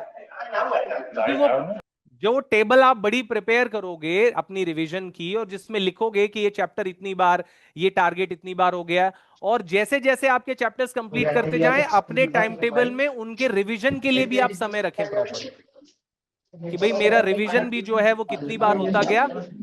ये एक ऐसा तरीका है जो कितने सारे टॉपर्स ने यूज किया है। आप किसी से भी बात करो, कोई, सब लोग दीवार पे अपना टाइम टेबल भी मेंटेन करते हैं, डायरी में भी लिखते हैं और अपनी परेशानियां भी। आपने कितनी बार जो है वो बहुत सारी अच्छी अगर बुक्स पढ़ते हो तो आप उसमें देखा होगा, या आपने अगर कहीं कोई, आजकल सोशल मीडिया का जमाना है, रील्स वगैरह लोग सुनते हैं, उसमें भी देखा होगा। अगर आपने अपनी समस्याओं को पेपर पर लिखना शुरू कर दिया तो 50% तो वो वहीं सॉल्व होना शुरू हो जाती है, क्योंकि आपको सोल्यूशन वहीं से मिलने लगता है। जो भी समस्या है उसे लिखो। लोग डायरी लिखने की आदत को पॉजिटिव क्यों बताते हैं? क्योंकि अपनी समस्याओं को लिखने से क्लैरिटी आती दिमाग में कि आखिर परेशानी है कहां। तो अपनी समस्याओं को सबसे पहले लिखो। जब आप लिखोगे तो आपके दिमाग में क्लैरिटी आएगी कि मेरी प्रॉब्लम ये है और मुझे इन पर काम करना है। और ऐसा नहीं कि जोश में आके बस एक दिन डायरी लिखी सुबह 5 बजे उठकर या रात के 11 बजे, बस एक दिन डायरी लिखी, उसके बाद अगला 1 महीना डायरी छुई नहीं। ऐसा नहीं होना चाहिए। या तो भैया एंट्री लो मत, या तो ट्रैक पर उतरो मत। लेकिन एक बार अगर ट्रैक पर उतर गए, फैसला ले लिया कि करना है, तो फिर पीछे नहीं हटना है। तो अमित जी भाई सर। और आप में से जी सर। बहुत सारे स्टूडेंट्स जिनका ये सेम तरीके की मानसिक अवस्था होती है जब वो प्रिपरेशन करते हैं, घबराहट मन में बनी रहती है कि 6 महीने से यार पढ़ रहा हूं, लेकिन कहीं से कोई ठौर ठिकाना नहीं दिख रहा है, कहीं से कोई भी अचीवमेंट समझ में नहीं आ रहा है कि मुझे जो है वो जो है मैं कैसे जो है इसको कवर कर पाऊंगा, मैंने क्या हासिल किया कुछ समझ में नहीं आ रहा। तो बेहतर है लिखना शुरू करो, और लिखना सब कुछ लिखना शुरू करो। घर की दायित्व अलग लिखो जो आपको ड्यूटीज करनी है, पढ़ाई के दायित्व अलग लिखो। लिखने से आपको यह पता लग जाएगा कि यादवेंद्र सर ने किस तारीख को क्या पढ़ाया है और आपने उसको कितनी बार जो है वो रिवाइज किया है, और क्लास के साथ साथ किस दिन आपका क्या ड्यूटी थी, किस दिन आपके जो है वो क्या रिस्पॉन्सिबिलिटी या जिम्मेदारी या टारगेट आपने बनाया था और उसे पूरा किया कि नहीं किया। सब कुछ जो है साफ साफ क्लियर। मतलब ये कि जीवन में अनिश्चितता, अविश्वास ये समाप्त हो जाएगा, दिमाग एकदम खुल जाएगा और आप क्लैरिटी से कॉन्फिडेंस के साथ आगे बढ़ने लगोगे। आप अपना कंफ्यूजन तो छोड़ो, आप दूसरों का कंफ्यूजन भी दूर करने लगोगे। ठीक है भाई, तो उम्मीद है अमित भाई सर। इसे फॉलो करोगे सर और अगली बार जब हम ये सेशन करेंगे तो आप मुझे इसका रिजल्ट बताओगे कि कैसा लगा। हाँ बताइए अमित, और क्या पूछना चाहते हैं? यस सर, जैसे कि हम पूछना चाहते हैं कि मेरा इस बार जो है कि ग्रेजुएशन कंप्लीट हुआ सर, तो हम आरआरबी की तैयारी कर रहे हैं, मतलब प्रिपरेशन करना चाहते हैं। तो जैसे कि करंट अफेयर कब तक मतलब रिवीजन करें सर वहाँ पे? एक बार क्वेश्चन और पूछिए, आवाज थोड़ा सा ब्रेक हुई बीच में, फिर से बताइए। सर जैसे कि आरआरबी पीओ या आरआरबी क्लर्क मतलब हम अपने तैयारी कर रहे हैं, तो वहाँ पे मतलब कब से कब तक करंट अफेयर मतलब रिवाइज कर लें सर? देखिए बैंक एग्जाम्स का सीधा सीधा ध्येय है, सारे बैंक एग्जाम चाहे कोई भी आप बैंक एग्जाम उठाकर देख लो, सब में जब भी आपका मेंस एग्जाम होता है ना, जैसे मान लीजिए कोई मेंस एग्जाम है जो आपको अक्टूबर में देना है ना, तो अक्टूबर फर्स्ट वीक में अगर आपका मेंस का एग्जाम है तो वो 10वां महीना चल रहा है आपका, है ना। तो मतलब ये कि अक्टूबर से आपको पहले के 6 महीने पढ़ने हैं आपको। मतलब आपको सितंबर पढ़ना है, आपको अगस्त पढ़ना है, आपको जुलाई पढ़ना है, आपको जून पढ़ना है, आपको मई पढ़ना है, आपको अप्रैल पढ़ना है। अप्रैल से लेके सितंबर तक 6 महीने का करंट अफेयर पढ़ना है। अब इस 6 महीने में भी आपको सेगमेंट में बांटना है। कैसे सेगमेंट में बांटना है? जो सितंबर और अगस्त है उसको आपको ज्यादा डिटेल में पढ़ना है। क्लियर है? बहुत ज्यादा घुस के एकदम डीप में पढ़ना है सितंबर और अगस्त। अगर अक्टूबर में मेंस एग्जाम है तो, है ना, ये एग्जांपल दे रहा हूं मैं, सब एग्जाम सब बैंक एग्जाम पर अप्लाई होगा। उसके बाद फिर भैया जो जुलाई और जून है वो आपको जो है वो इंपॉर्टेंट क्वेश्चंस पढ़ने हैं, लेकिन डिटेल में पढ़ने हैं। ठीक है? और जो सबसे पुराने वाले जो 2 महीने हैं उनमें सिर्फ आपको हेडलाइंस पढ़नी है। और दूसरी बात, जैसे कि लेटेस्ट डेटा जो होता है, लेटेस्ट डेटा मतलब स्टेट बैंक ऑफ इंडिया के हिसाब से इस साल का जीडीपी का ग्रोथ रेट कितना बताया गया है, स्टैंडर्ड एंड पुअर्स के हिसाब से कितना बताया गया है, जो जीएसटी का कलेक्शन कितना हुआ है, या सीपीआई कितना रहा, डब्ल्यूपीआई कितना रहा, ये सब जो डेटा वाले क्वेश्चन है ये आपके पुराने नहीं पूछे जाते, नए पूछे जाते हैं। मतलब ये कि अगर आप अक्टूबर में मेंस एग्जाम दे रहे होगे तो CPI, WPI, GDP growth rate के आंकड़े, जीएसटी कलेक्शन के आंकड़े, है ना, ये सब आपको पूछा जाएगा सितंबर से और अगस्त से। तो ये डेटा वाले क्वेश्चन आपको इस महीनों से पढ़ना है। मतलब सब कुछ ही पढ़ लेना है सितंबर और अगस्त से आपको, ठीक है, क्योंकि अक्टूबर में एग्जाम है। बाकी भाई कि भाई ऑस्कर अवार्ड्स दिया गया, कौन सा एडिशन था, या एआई सबमिट हुई वो कब हुई, है ना, तो इस तरह के ये सारे क्वेश्चंस हैं। कौन कौन से अवार्ड कब दिए गए, किस व्यक्ति का अपॉइंटमेंट कहां हुआ, है ना, कौन से राज्यपाल कहां बनाए गए, ये आपको जो है वो बेसिकली जो तीसरा और चौथा महीना है, मतलब मेरे हिसाब से कि आपका जुलाई और साथ में जून जुलाई में आपको ये कर लेना है। अच्छा, कोई बहुत बड़ा लाइफ टाइम वाला इवेंट हुआ है तो वो पुराने महीनों में से आपको चुन लेना है। लाइफ टाइम इवेंट हो गया कि भैया जैसे मान लो कि जीएसटी लागू हुआ, जी यार सर। ये तो जन्म जन्मांतर वाली चीज हो गई, वो आपको पुरानी याद रखना। मतलब सिंपल सी बात है, 6 महीने को ऐसे बांटो कि सबसे पुराने जो 2 महीने हैं उसमें छोटी छोटी चीजें नहीं पढ़नी है, बड़ी बड़ी चीजें पढ़नी है, लार्ज वाली डिटेल में जाके नहीं पढ़ना है। अच्छा, फिर इसके बाद जो बीच वाले जो 2 महीने हैं उसमें इंपॉर्टेंट करंट अफेयर पढ़ना है, पर डीप में पढ़ना है, सारी खबरें नहीं पढ़नी है, इंपॉर्टेंट करंट पढ़ना है और डीप में पढ़ना है। और जो आपका लेटेस्ट 2 महीने हैं उसमें आपको सब कुछ पढ़ना है, क्योंकि ऑनलाइन का जमाना है और लेटेस्ट मंथ से क्वेश्चंस जो हैं वो ज्यादा पूछे जाते हैं। दूसरी बात यह कि अगर बैंकिंग एग्जाम की बात कर रहे हो तो 3 तरह से दिमाग दौड़ाना पड़ता है। एक, करंट अफेयर्स पर, दूसरा बैंकिंग नॉलेज पर, तीसरा आपका स्टैटिक जीके पर। स्टैटिक जीके का वेटेज है 10%, बैंकिंग क्वेश्चन का वेटेज है 20 to 25%, बाकी 65 to 70% का वेटेज आपका करंट अफेयर का होता है। 70% क्वेश्चन आपके करंट अफेयर से बनेंगे, 20 से 25% क्वेश्चन जो है वो आपके बैंकिंग से बनेंगे, और 5 से 10% जो है वो आपका स्टैटिक जीके से क्वेश्चन बनते। तो इस तरह से अपनी तैयारी आप करो तो मेरे हिसाब से आपको 6 महीने के करंट अफेयर्स को प्रिपेयर करने में दिक्कत नहीं आएगी। ठीक है सर। चलिए, और कौन क्वेश्चन पूछना चाहेगा भाई? सर मैं ये पूछना चाहती हूँ कि मुझे मतलब आरआरबी को टारगेट कर रही हूँ मैं। ठीक और है। मैंने एसबीआई पीओ का बैच ये सोच के लिया था कि मैं अच्छे से उसमें प्रैक्टिस कर सकूं। ठीक है, तो बहुत मतलब अच्छी बात मुझे है। आरआरबी पीओ के लेवल के ही क्वेश्चंस को टारगेट करना चाहिए अभी से, कि अभी मुझे टफ लेवल का ही पढ़ना चाहिए? नहीं नहीं, ऐसा कुछ भी नहीं है। आप जो है वो बिल्कुल प्रिपरेशन करो। एसबीआई में, स्टेट बैंक ऑफ इंडिया में ऐसा कुछ भी नहीं है कि आपको बाद में अफसोस करना पड़े कि नहीं यार मुझे आरआरबी का अलग से पढ़ना चाहिए था, या पहले से ही मुझे आरआरबी करना चाहिए था। ये सब जो आप एसबीआई में पढ़ रहे हो अभी, ये सब कुछ आपका आरआरबी में काम आएगा। बस आपको रूरल बैंकिंग जो है, या रीजनल रूरल बैंक से रिलेटेड, या रूरल इकोनॉमी से रिलेटेड क्वेश्चंस अलग से पढ़ने पड़ेंगे। बाकी जो स्टेट बैंक ऑफ इंडिया में सब कुछ जो आप पढ़ रहे हो वो सब जो है वो आरआरबी में भी आपके काम आएगा। आपका कॉन्फिडेंस भी बढ़ाएगा, इनके क्वेश्चंस का लेवल अच्छा होता है, सिलेबस का लेवल अच्छा होता है, और जब आप टफ लेवल के क्वेश्चंस की बात कर रहे हो, तैयारी कर रहे हो, तो फिर आरआरबी जो है उसमें आपको कहीं ना कहीं एडवांटेज इसका मिलेगा। तो प्रिपरेशन करते रहो, कोई दिक्कत नहीं। और मैं तो ये भी बोलूंगा डियर कि आप एग्जाम फॉर्म भी भरो, ठीक है? आप एग्जाम फॉर्म भी भरो, है ना, लेकिन फॉर्म ऐसा भरो कि भाई आपको कहीं बाहर ना जाना पड़े, लोकल में ही, आसपास में ही आपका जो है वो एग्जाम हो जाए। इस तरह से आप एग्जाम फॉर्म भरो। और एग्जाम भी दो एसबीआई का, कोई बुराई नहीं है उसका। सबसे बड़ा फायदा होता है कि आप लेटेस्ट बैंकिंग एग्जाम पैटर्न से अपडेट हो जाते हो, और एक्चुअल में ये पता लग जाता है कि हम कितने पानी में हैं। समझ रहे हैं आप? तो इसलिए फॉर्म भरना तो बेटा बहुत जरूरी है। आप फॉर्म भरो, एग्जाम देने जाओ, भले ही आपको लग रहा है कि नहीं यार मेरा टारगेट आरआरबी है, लेकिन एसबीआई में भी देखो, मैथमेटिक्स हो गया, रीजनिंग हो गया, करंट अफेयर्स हो गया, सब कुछ वही तो है। बस थोड़ा बहुत लेवल जो है ऊपर नीचे है, तो उससे कोई फर्क नहीं पड़ता है, कॉन्सेप्ट दिमाग में क्लियर होने चाहिए। और आरआरबी को अभी समय है भाई। आरआरबी जो है वो अक्टूबर नवंबर दिसंबर की बात है ना, उसमें अभी समय, वो लास्ट के मतलब सेशन के एकदम लास्ट में होता है आरआरबी एग्जाम। तो तब तक के लिए अपने आप को फोकस्ड बनाए रखने के लिए आपको कुछ सामने चाहिए ना। तो बढ़िया से फॉर्म भरो, प्रिपरेशन करो। जरूरी नहीं है कि एक साथ 8-8 फॉर्म भर दो, लेकिन एक समय में कम से कम एक टारगेट तो आपके सामने होना ही चाहिए। इस हिसाब से आप फॉर्म तो भरो।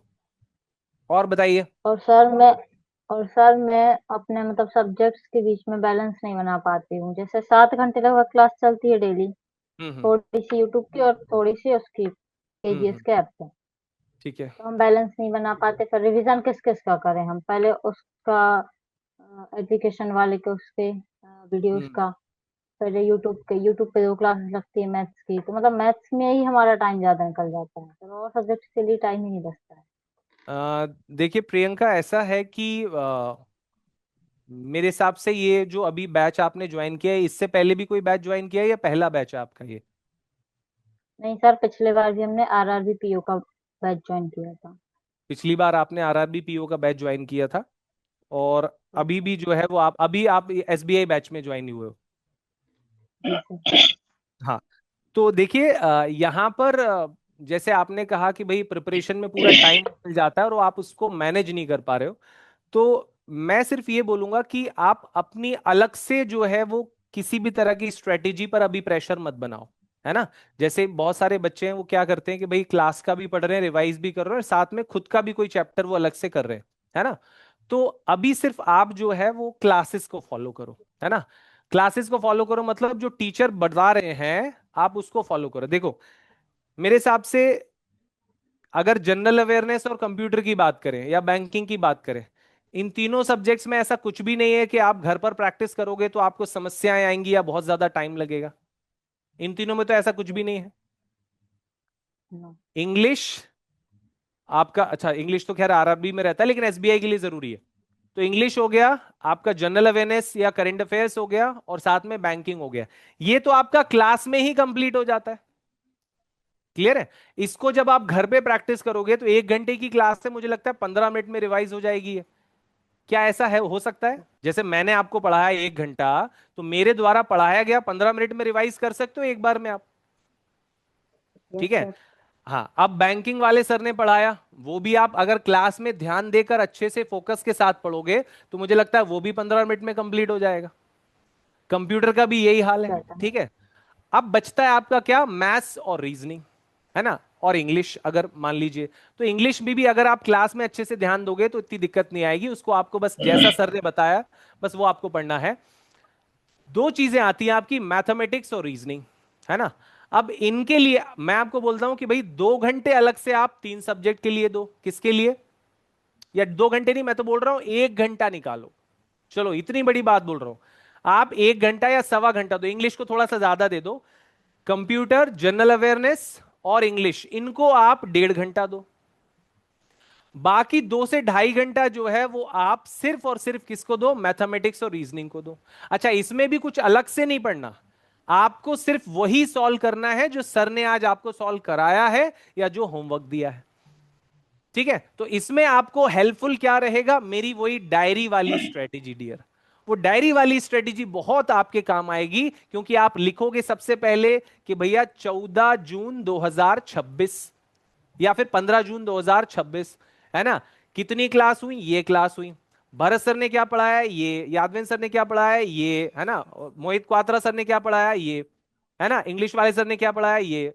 तो अच्छा, उसके बाद भी फिर जब आप शाम को पढ़ने बैठोगे फटाफट 1.5 घंटे में आप 3 सब्जेक्ट फिनिश करोगे। भाई आज का जीए कंप्लीट, आज का कंप्यूटर कंप्लीट, बैंकिंग कंप्लीट। अब बचा मैथ्स और रीजनिंग। अब आपके सामने दिमाग में टारगेट रहेगा मैथ्स और रीजनिंग मुझे कंप्लीट करना है, तो पूरा सिलेबस और पूरा बोझ सर पर लेकर नहीं, सर ने जो आज बताया है बस वो मुझे हर हाल में आज ही फिनिश करना है। ये जो प्रक्रिया है वो आप पूरा 6 दिन दोहराइए, सोमवार से लेके शनिवार तक।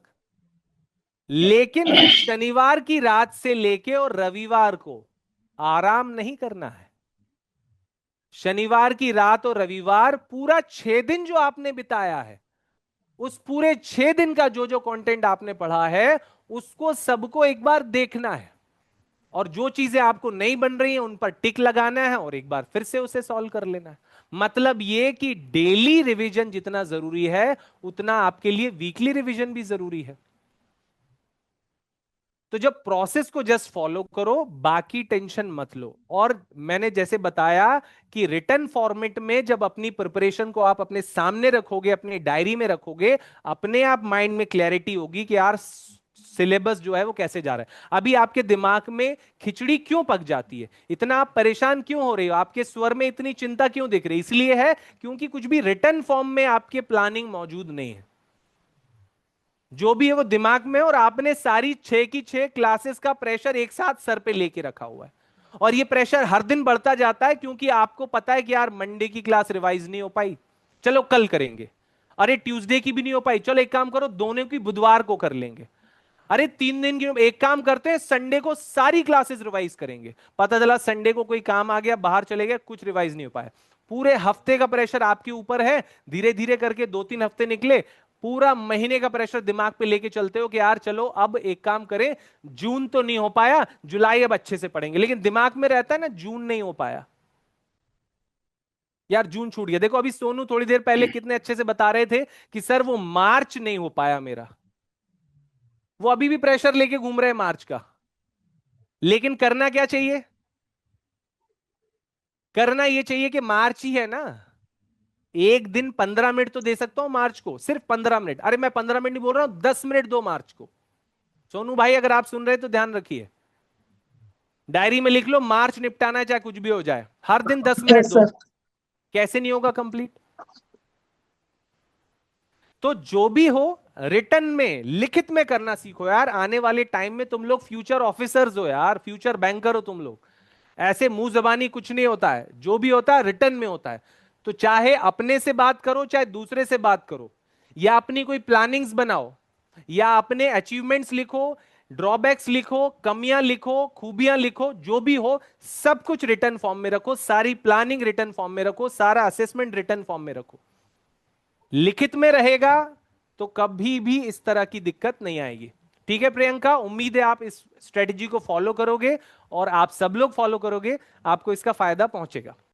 यार एक बात बताओ, थोड़ा सा मुस्कुराए तो करो यार तुम लोग। किसी ने भी अपना कैमरा ओपन नहीं किया हुआ है, क्या बात है? सब लोग अपना कैमरा ओपन करो, मैं कम से कम देख पाऊं किस किस से मैं बात कर रहा हूं, किससे मेरा इंटरेक्शन हो रहा है। कभी कभी तो मौके मिलते हैं। सर मेरा मार्च अकेला नहीं, मेरा सर जनवरी फरवरी मार्च, क्योंकि मैंने सर प्रिपरेशन ही सर अप्रैल से चालू किया है। कोई दिक्कत नहीं, कोई दिक्कत नहीं यार, हम है ना, हम सब करेंगे। बिल्कुल टेंशन ओके मत लो। सर। आपने हमें बता दिया तो अब ये हमारी जिम्मेदारी है, हम करेंगे। सर आप पे भरोसा है सर, इसलिए केजीएफ ज्वाइन किया है। नहीं नहीं, बिल्कुल आप इस भरोसे को हम बिल्कुल टूटने नहीं देंगे। इस भरोसे को बनाए रखेंगे और अपन मिलकर कामयाब होंगे। सर क्या है ना सर, मॉर्निंग से लेके इवनिंग तक सर ड्यूटी पे इतना काम रहता है ना कि शाम को आते आते सर पूरा बॉडी मतलब काम नहीं करता है। उसके हम्म। बाद भी सर आप मतलब जैसे बैठ के पढ़ना सर तो बहुत मुश्किल हो जाता है, और एज भी सर अब 30 है, और 15 साल से तो बिल्कुल कुछ भी नहीं किया है। नहीं नहीं, कोई ऐसा ऐसा कोई दिक्कत नहीं है। अबव 30 है, मैं समझ रहा हूँ, है ना, लेकिन बहुत ज्यादा नहीं है यार। आप ऐसा क्यों सोच रहे हो? बिल्कुल ऐसा कुछ भी ज्यादा नहीं है। नहीं सर क्या ना सर, पढ़ाई की यदि बीच में गैप नहीं होता ना ये 15 साल, तो सर हम्म। मैं भी बीएससी कंप्यूटर साइंस से कर रहा था जब मेरी जॉब लगी, हाँ तो वो हाँ एक रिदम बना रहता है सर। अभी हाँ। बीच में सर 15 साल से टोटली बंद है, तो और सर। दूसरी बात ये भी है कि अब थोड़ा जमाना भी बदल गया है। जमाना थोड़ा हाँ सा सर फास्ट बहुत। फास्ट फॉरवर्ड हो गया। उस टाइम पर जो चीजें बड़ी स्मूथली टेंशन फ्री होकर आसानी से होती थी, है ना। सर आज हाँ मैथ की क्लास जब मैं लेता हूँ ना सर, तो मैं जब तक क्वेश्चन नहीं पढ़ पाता हूँ लोग सर आंसर दे देते हैं, पर हाँ उसमें सर ये नहीं है कि मुझे दुख होता है, क्योंकि सर हाँ नॉर्मली सर वो कंटिन्यू पढ़ रहे हैं हाँ और मैं हाँ। 15 साल से बंद हूँ। नहीं नहीं, उसमें कोई दुख वाली बात नहीं है। आपने देखो, सिंपल है कि जो भी समय बीता है वो कोई वेस्ट तो गया नहीं है ना। आपने अपनी नहीं नहीं प्लानिंग सर। के हिसाब से सब बढ़िया किया, सब अच्छा किया है, सारी जिम्मेदारियां निभाई हैं। अब थोड़ा सा समय लगेगा, थोड़ा सा समय लगेगा, लेकिन वापस पटरी पर आ जाओगे, कोई दिक्कत नहीं है।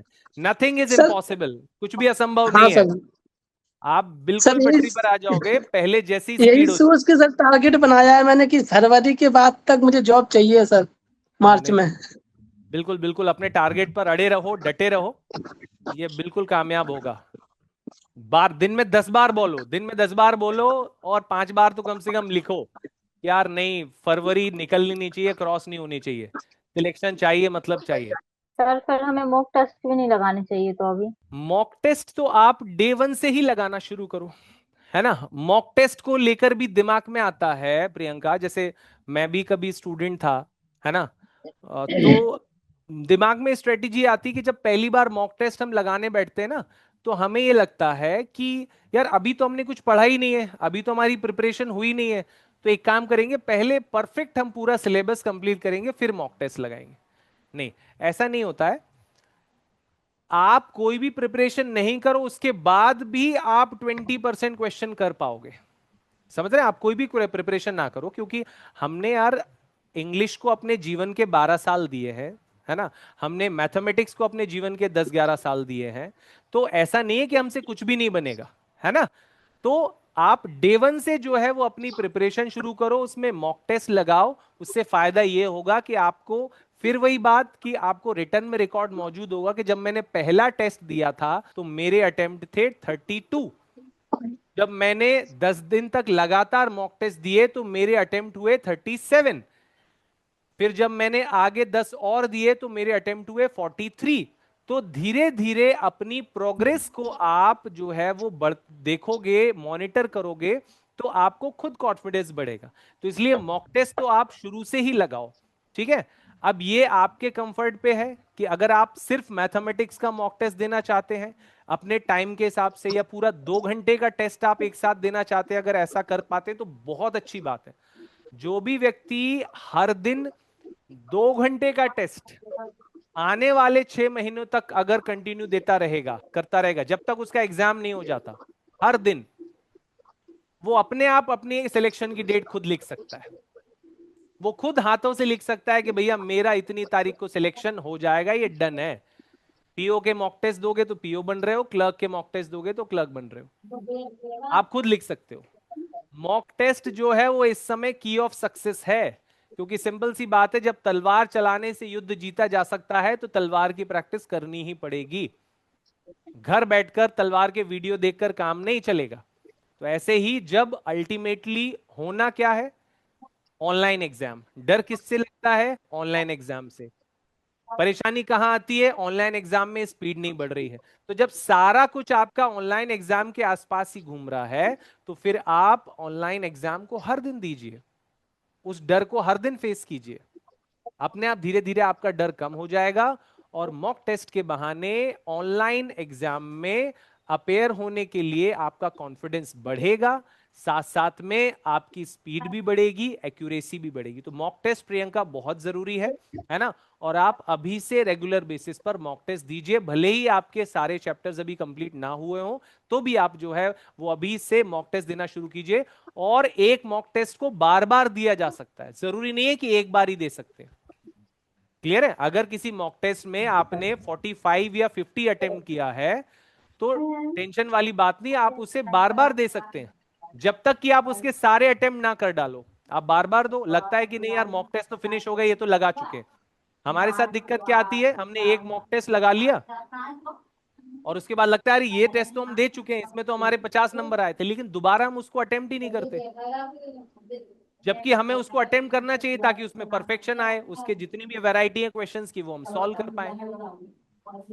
हाँ भाई अंसारी जी, मेरी बातें समझ में आ रही हैं? बड़ा मुस्कुरा मुस्कुरा के सुन रहे हो यार। जी सर, बातें समझ में आ रही हैं। आ सर रही मेरा है? क्वेश्चन था जी। जी जी जी बताइए। जी, मेरा नाम आइन अंसारी है और मैं डिस्ट्रिक्ट पीलीभीत से बिलोंग करता हूँ सर, जो क्या कि बात। नेपाल को टच करता है, इंटरनेशनल सीमा शेयरिंग है। तो सर मेरा क्वेश्चन था कि मुझे आरआरबी पीओ के लिए मेनली टारगेट करना है, ठीक है। और उसमें मैं हिंदी ना लेकर मैं इंग्लिश को चूज करूंगा। ठीक है। देन सर मुझे आप एक ऐसा सटीक, एक स्टैटिक रामबाण बता दीजिएगा जिससे कि मैं स्ट्रांगली, एकदम कॉन्फिडेंसली, हम्म। हाईली हाई स्कोर कर पाऊँ मॉक टेस्ट में। बस अभी अभी ही जो आपकी समस्या का सोल्यूशन थोड़ी देर पहले पहले मैंने बताया, बस यही है बेटा, हर दिन एक मॉक टेस्ट, बस यही है। जी मतलब सर। ये ऐसा रामबाण इलाज है, मतलब ये कि कुछ भी हो जाए, दुनिया उधर की उधर हो जाए, आपका मॉक टेस्ट छूटना नहीं चाहिए। अच्छा छूटता कैसे मैं बताऊं, वो भी तो सबको बता देता हूं कि हम लोग जो हर दिन मॉक टेस्ट लगाना चाहते हैं वो छूटता कैसे। उसकी वजह ये होती है कि हम सोचते हैं कि यार चलो आज सुबह नहीं हो पाया तो शाम को कर लेंगे, या आज दोपहर में नहीं कर पाए तो सुबह कर लेंगे। आप टाइमिंग फिक्स रखो, भले ही उसके लिए आपको घर में सबके सोने का वेट करना पड़े या फिर सबके सुबह उठने से पहले उठना पड़े। एक कोई फिक्स टाइम करो कि ये मेरा स्पीड टेस्ट का टाइम है, और चाहे दुनिया इधर की उधर हो जाए, कुछ भी हो जाए, मुझे यही टाइम पर स्पीड टेस्ट देना। फिक्स टाइम जब आप कर लोगे तो फिर आप हर दिन अटेम्प्ट कर पाओगे। उससे क्या होगा, उस टेस्ट के अकॉर्डिंग बाकी सारा शेड्यूल आपका सेट हो जाएगा। कंफ्यूजन इसलिए होता है, दिक्कत इसलिए आती है क्योंकि हम लोग हर दिन अपना टाइम बदलते हैं। चलो आज सुबह नहीं हो पाया, ये काम कर लेते हैं, अब शाम को करेंगे। शाम को पता चला पिताजी ने कोई और काम बता दिया, हम वहां पे चले गए, वो नहीं हो पाया, चलो एक काम करते हैं रात में आके कर लेंगे, जी सर। तो वो भी नहीं हो पाता है। ठीक है। जी तो भाई आपने बोला है sir RRB PO clerk, PO जो है वो क्रैक करना है, तो बेटा सच में ये एकमात्र कह सकते हैं इसको ब्रह्मास्त्र आप मान के चलो कि आप डेली क्लासेस भी करो, रिवीजन भी करो, आपको जो करना है अपनी तरफ से एफर्ट लगाओ, लेकिन रोज एक मॉक टेस्ट आप जरूर दो। इसी पे आप विजय प्राप्त कर पाओगे, बाकी और कोई रॉकेट साइंस नहीं है। प्रक्रिया का पालन करो, प्रोसेस को फॉलो करो, you will get the result 100%। ठीक है, हर्षला मैसेज कर रही है सर क्वेश्चन पूछना है। बताइए हर्षला क्या क्वेश्चन पूछना है? हाँ हर सर मैं ही हूँ, वो बीच में ना वो मेहमान आ गए थे इसलिए मैंने छोड़ दिया था। सर मैं गुजरात से बात कर रही हूँ, हर्षा बात कर रही हूँ। अगले पहले मैंने एक पूछा था सर, ये कट ऑफ का क्या होता है?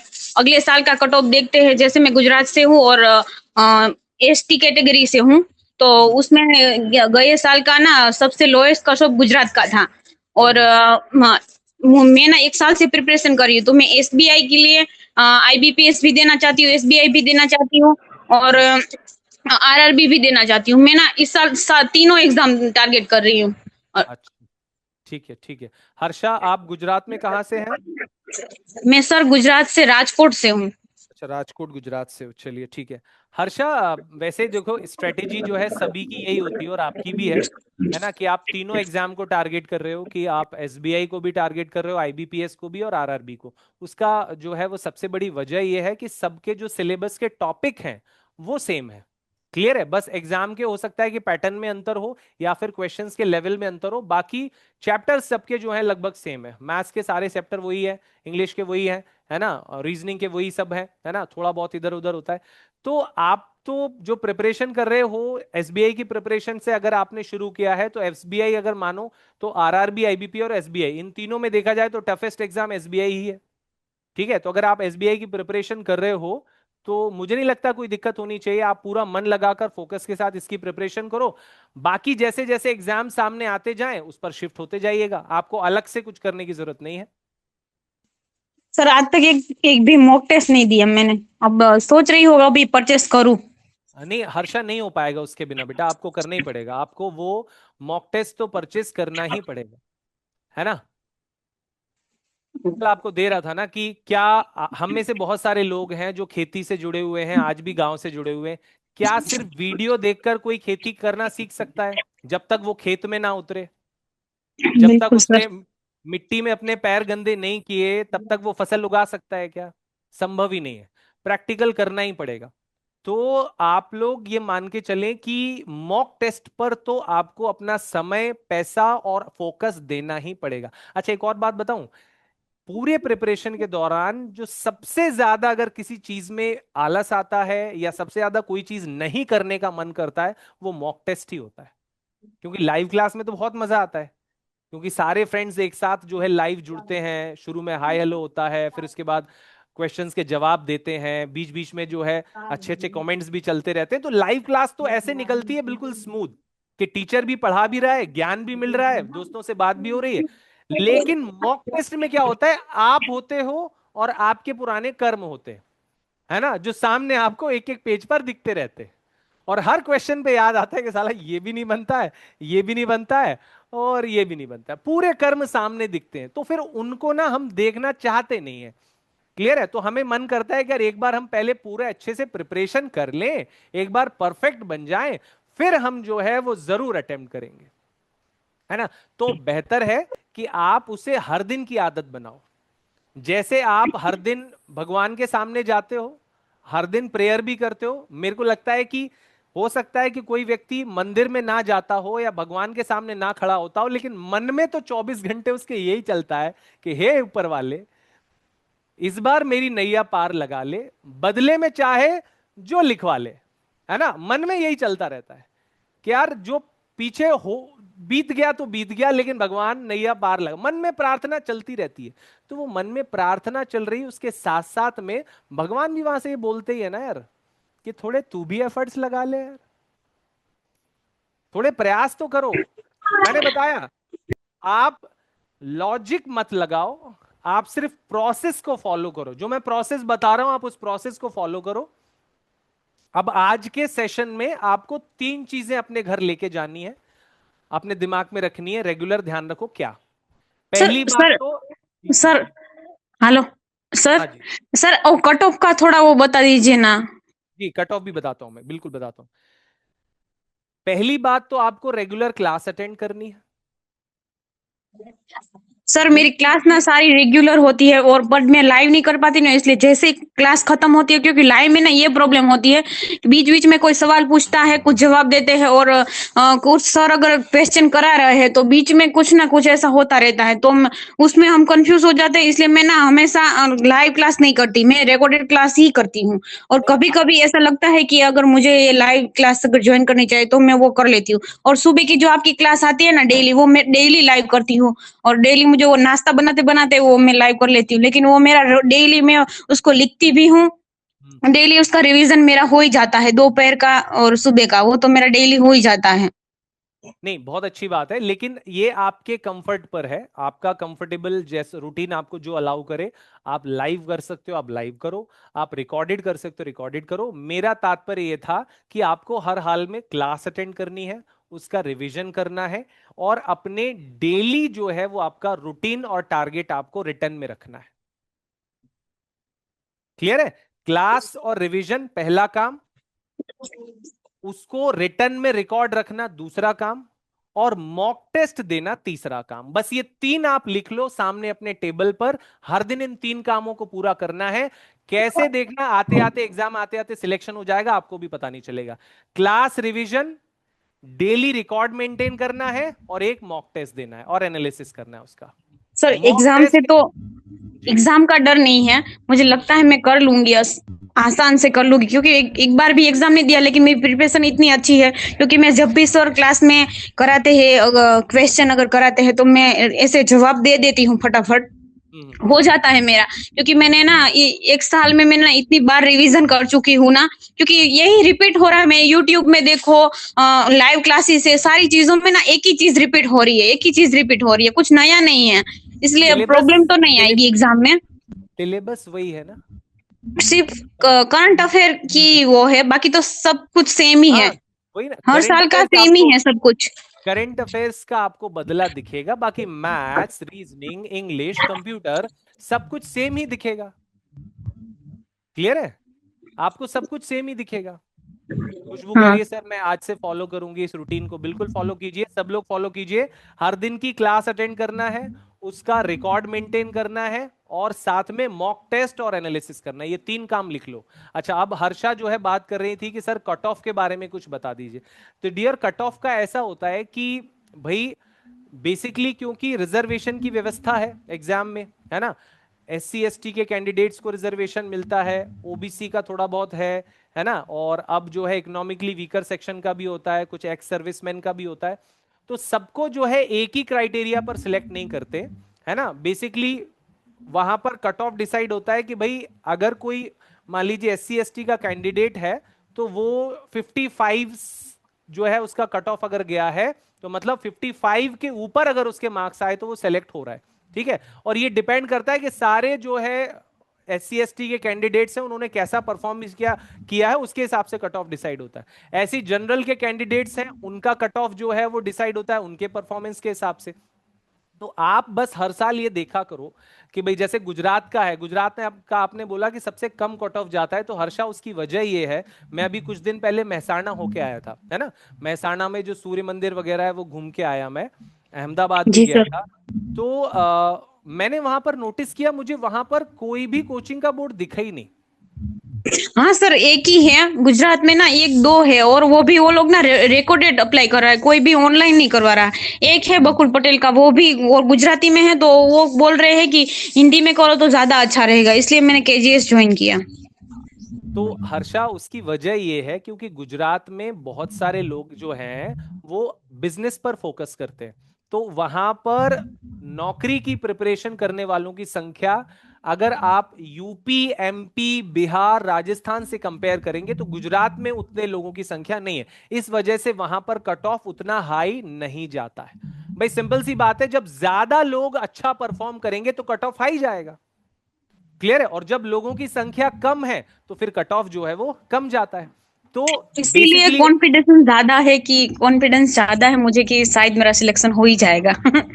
ना नहीं, लेकिन हर्षा बिल्कुल ईश्वर करे जो हम ये डिस्कशन कर रहे हैं आज, आप में से बहुत सारे लोगों के नाम मुझे वो सिलेक्शन लिस्ट में दिखे जब हम लोग नए साल में चर्चा करेंगे कि सर सिलेक्शन हो गया, तो आप सबका नाम उसमें हो। लेकिन मैं यही बोलूंगा कि किसी भी तरह का एक्सपेरिमेंट फाइनल एग्जाम में मत करना। जैसे हर्षा आपने बताया कि आपने अभी तक मॉक टेस्ट नहीं दिया, क्लियर है? तो मैं ये जी नहीं बिल्कुल। चाहूंगा कि ये मॉक टेस्ट आप दिवाली को शुरू करो, नहीं। मैं ये भी नहीं बोलूंगा कि आप न्यू ईयर पे शुरू करो। नहीं सर, मैं आज से ही करूंगी, आज से ही मुझे हाँ करना है मॉक टेस्ट। हाँ, मॉक टेस्ट आप करो, क्योंकि जितनी भी गलतियां करनी है, अपनी जो भी कमियां पता करनी है, वो मॉक टेस्ट में ही पता लग जाए। ऐसा ना हो फाइनल में जाके आपको पता लगे कि यार वो जो ऑनलाइन एग्जाम में घड़ी टिक टिक करती रहती है ना, वो आपको परेशान करती है, वो धड़कन बढ़ाती है, वो टेंशन देती है, वो ना हो कम से कम। तो इसलिए आप अभी से प्रिपरेशन करो। बिल्कुल सर। प्रियंका बोल सर रही मैं है। हिंदी लैंग्वेज लूँ या English language? Yes sir. Priyanka बोल रही, हाँ प्रियंका की तो आवाज ही पहचानने लगा मैं, बहुत धीरे से बोलती हैं। बोलिए प्रियंका। सर मैं बैंकिंग के एग्जाम में हिंदी लैंग्वेज चूज करूँ या इंग्लिश लैंग्वेज, क्योंकि मेरा दोनों ही लैंग्वेज मतलब नॉर्मल ही है। इंग्लिश सीख लो तो इंग्लिश की साइड बढ़ जाएंगे, और हिंदी नॉर्मल तो है वाली ही बात हमारी। नहीं, नॉर्मल वाली बात नहीं है, मतलब दोनों में से किस में आपको सोचना ही नहीं पड़ेगा प्रिपरेशन के लिए, आप वो हिंदी देखो। में नहीं सोचना पड़ेगा। हाँ वो देखो आपकी, मतलब बिल्कुल फ्लॉलेस तरीके से बिना टेंशन के आप पढ़ सकते हो, वो आप चूज लेकिन करो। सर उसमें भी टफ टफ वर्ड आ जाते हैं ना कभी कभी। हाँ आते हैं बिल्कुल, तो है तो इंग्लिश में भी आ जाते हैं। कई बार इंग्लिश में लोगों को 3-4 नंबर का कट ऑफ आता है ना, वो भी निकालना मुश्किल हो जाता है। 3-4 नंबर का कट ऑफ भी नहीं निकाल पाते इंग्लिश में लोग कई बार। कभी 5 ठीक है कट ऑफ सर। गया, कभी 6 कट ऑफ गया। जैसे जिस एग्जाम में सेक्शनल कट ऑफ होता है, मतलब एक सेक्शन में भी कट ऑफ होता है, तो वो भी जो है वो नहीं हो पाता है। तो ये है कि आप अपना जो है वो स्वाभाविक देखो कि आप किस में आराम से कंफर्टेबल होके अटेम्प्ट कर पाओगे, आप वो चुनो, है ना? ऐसा नहीं है कि कोई रेपुटेशन वाली बात है कि आपने इंग्लिश चुना के हिंदी चुना। जब सिलेक्शन हो जाता है तो कोई नहीं पूछने वाला कि कैसे सिलेक्ट हुआ है। तो आप तो अपना कंफर्ट देखो कि जहां पर आपको कम एफर्ट लगाने पड़ेंगे और रिजल्ट आपको बेहतर मिलेगा। एक बार दोनों का सिलेबस देख लो कि आप इंग्लिश को कवर करने में कंफर्टेबल हो या हिंदी को कवर करने में कंफर्टेबल हो। दोनों सुविधाएं अपने पास है, यस सर। ठीक है? सर और वो एसबीआई का वो है ना हम्म ऐप, हम्म ऐप में जब क्लासेस लेते तो वो रोटेट नहीं होता है, मतलब हो जाता है रोटेट, उसके हम्म। साथ चैट बॉक्स नहीं आता है, मतलब मोबाइल पे। अच्छा, चैट ऑप्शन नहीं तो आता है। उसके लिए हाँ। तो अभी कभी आपने स्टूडेंट हेल्पलाइन पे कॉल किया प्रियंका? नहीं सर, इसके लिए नहीं हाँ किया। हाँ, तो आप सब लोग बच्चों सुन लो, जो एप्लीकेशन पर आप क्लास अटेंड करते हो ना, केजीएस एप्लीकेशन पर बैंकिंग की क्लास आप करते हो, तो प्रोफाइल सेक्शन में जाके एक स्टूडेंट हेल्प कर का टैब आता है, स्टूडेंट हेल्प।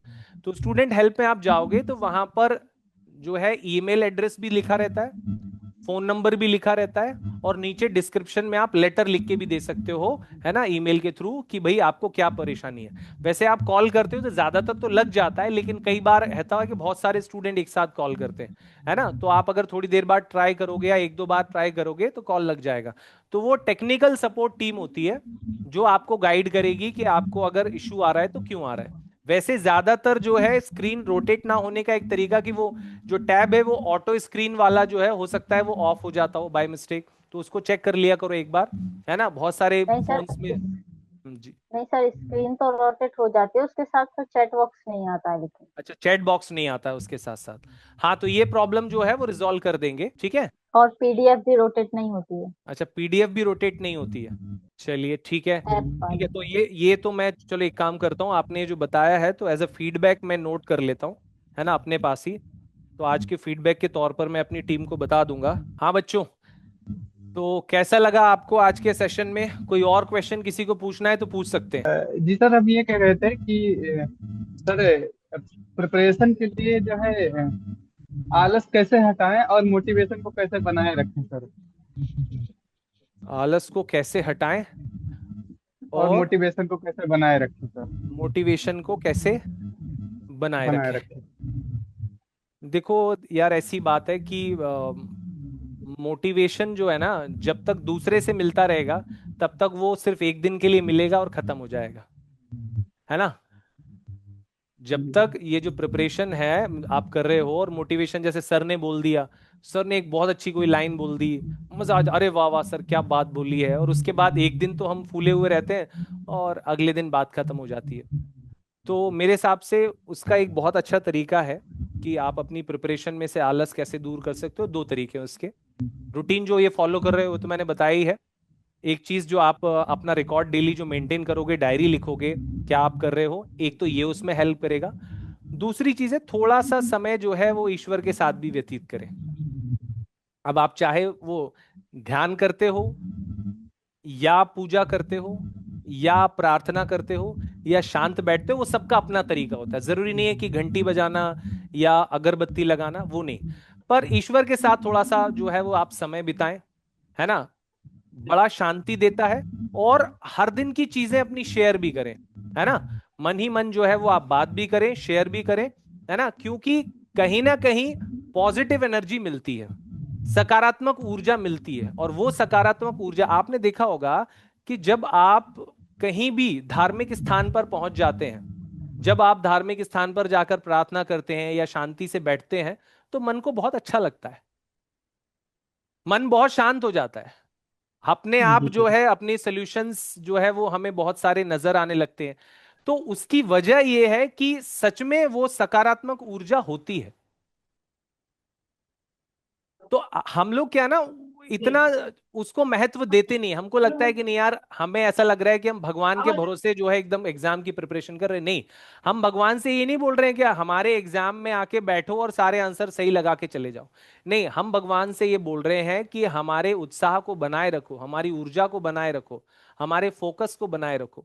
और वो तभी संभव है जब आप जो है रेगुलर बेसिस पर जो है कहीं ना कहीं जितना अपना प्रैक्टिस कर रहे हो उसके साथ साथ। और ये नहीं, ये आप अपने टेबल चेयर पर बैठ के भी कर सकते हो, कुछ नहीं है। जैसे आप पढ़ने बैठे, सुबह सबसे पहले जब आप पढ़ने बैठ रहे हो तो पढ़ने बैठने से पहले 3-4 मिनट के लिए हाथ जो है वो बांधकर और आंख बंद करके आप बैठे रहो और सोचो कि आज दिन भर में मैं क्या करने वाला हूं, मेरी क्या प्लानिंग्स हैं, मैं शाम तक क्या जो है वो फिनिश कर लूंगा। उसके बाद जब आप शाम को जो है वो बैठते हो, चाहे आप भगवान के सामने बैठो या फिर खुद चेयर पर बैठो, है ना, या ध्यान कर रहे हो, मन में सोचो दिन भर मैंने क्या किया। पूरा एक एक मिनट एक एक घंटा जो है वो अपने दिमाग के सामने से होके जाने दो। और जैसे ही जब आप उसे कर लोगे तो आप देखोगे कि अपने आप जो है मन में जो है एकाग्र चित्ता जो है वो आएगी, थोड़ा सा शांति होगी, पीस होगी, और माइंड में जो है वो क्लैरिटी आएगी। और प्लस दिन भर का जो भी आपने काम किया है उसकी वजह से एक संतुष्टि आएगी कि नहीं, मैंने जो है वो आज का अपना काम जो है वो कंप्लीट किया है। आप जैसे जैसे ये प्रैक्टिस अपनी बढ़ाओगे तो आप देखोगे कि आपको उस तरह से बैठने में अच्छा लगने लगेगा, आपको ध्यान में बैठने में अच्छा लगेगा, आपको भगवान के सामने बैठने में अच्छा लगेगा। कोई भी एक नियम फॉलो करो, है ना। बहुत सारे लोगों के लिए होता है कि भगवान के सामने जाकर हाथ जोड़ना या कोई प्रार्थना करना। कुछ लोगों को देखा हो मम्मी पापा बोलते हैं कि यार एक काम करो, भगवान को जल अर्पित करो रोज। कोई भी एक नियम आप फॉलो करो, चाहे वो ध्यान का हो या प्रार्थना का हो या जल अर्पित करने का हो, या बहुत सारे लोग जो है वो मंदिर में दिया रखते हैं।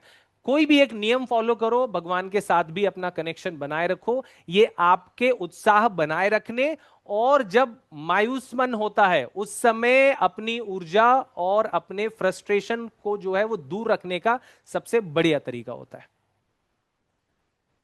ठीक है भाई। सर मेरा एक और क्वेश्चन है सर। जी दूसरे स्टेट से क्या फॉर्म फिलअप कर सकते हैं सर?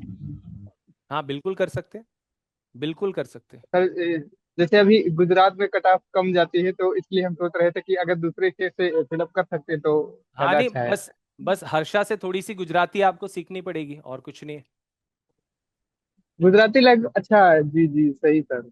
हाँ हाँ, आप गुजराती लैंग्वेज जो है वो तो अभी हिंदी बोल रही थी, है ना लेकिन आपको जो है थोड़ी सी गुजराती, आपको प्रॉपर गुजराती होना जरूरी नहीं है उसके लिए, लेकिन आपको समझ में आनी चाहिए, थोड़ा बहुत बोलते आनी चाहिए। एकदम बिल्कुल फ्लॉलेस होने जरूरी नहीं है कि जो लैंग्वेज प्रोफिशिएंसी टेस्ट होगा, है ना, लैंग्वेज प्रोफिशिएंसी टेस्ट होता है अगर आप अदर स्टेट से एग्जाम भरते हो, फॉर्म भरते हो, जैसे मान लीजिए महाराष्ट्र से भरा आपने, गुजरात से भरा, तो लोकल लैंग्वेज आपको समझ में आनी चाहिए, है ना। तो वो बहुत सर सारे लोग हैं जो कोशिश करते हैं तो थोड़ा बहुत सीख जाते हैं। 100-150 सेंटेंस होते हैं जो एक व्यक्ति को ग्रीट करने के होते हैं कि भाई आप जो सर है आज क्या, हाँ जी बताएं। सर ऐसा होता क्या कि अगर हम एससी कैटेगरी में हैं तो सर अगर दूसरे स्टेट से डालेंगे तो उसमें ओबीसी में चले जाएंगे या जनरल में चले जाएंगे, ऐसा होता है क्या सर? हाँ, जनरल में काउंट किए जाते हैं। तो सर नहीं डालना है उसे सर। सर जी जी बताइए। सर मेरा एक क्वेश्चन था सर। मैं अभी सर मेरी इंग्लिश सर बहुत वीक है, मैं हिंदी मीडियम से पढ़ा हूँ सर। जी और तो सर इंग्लिश मतलब नहीं आती सर समझ में बिल्कुल भी। कुछ नहीं करो, वैसे बहुत पुराना तरीका है, बहुत ओल्ड फैशन वाला तरीका है, लेकिन ये बहुत कारगर है। मतलब ये बहुत हेल्प करता है। एक कोई भी खबर जो इंग्लिश में आई हो उसे पढ़ो, और उसमें जितने भी वर्ड आए हों उसको रोज जो है वो मार्क करके लिखना शुरू करो और उसके मतलब पता करो। कोई भी एक छोटी सी खबर, भले ही वो 5 लाइन की खबर हो, बस रोज का ये नियम बनाओ और कुछ नहीं करना। कोई भी न्यूज़पेपर या फिर वेबसाइट जिस पर कोई एक न्यूज जो आपके काम की हो, है ना, जैसे कि मान लीजिए कि इकोनॉमिक टाइम्स न्यूज़पेपर है या हिंदुस्तान टाइम्स न्यूज़पेपर है ना, कोई भी एक इंग्लिश का आर्टिकल है, छोटा सा पैराग्राफ, रोज पढ़ो उसका, है ना, और उसमें से जो है वो जो भी वर्ड्स आपको नहीं बनते हैं, अब इससे पता है क्या फायदा होगा? इससे आपका एरर डिटेक्शन मजबूत होगा।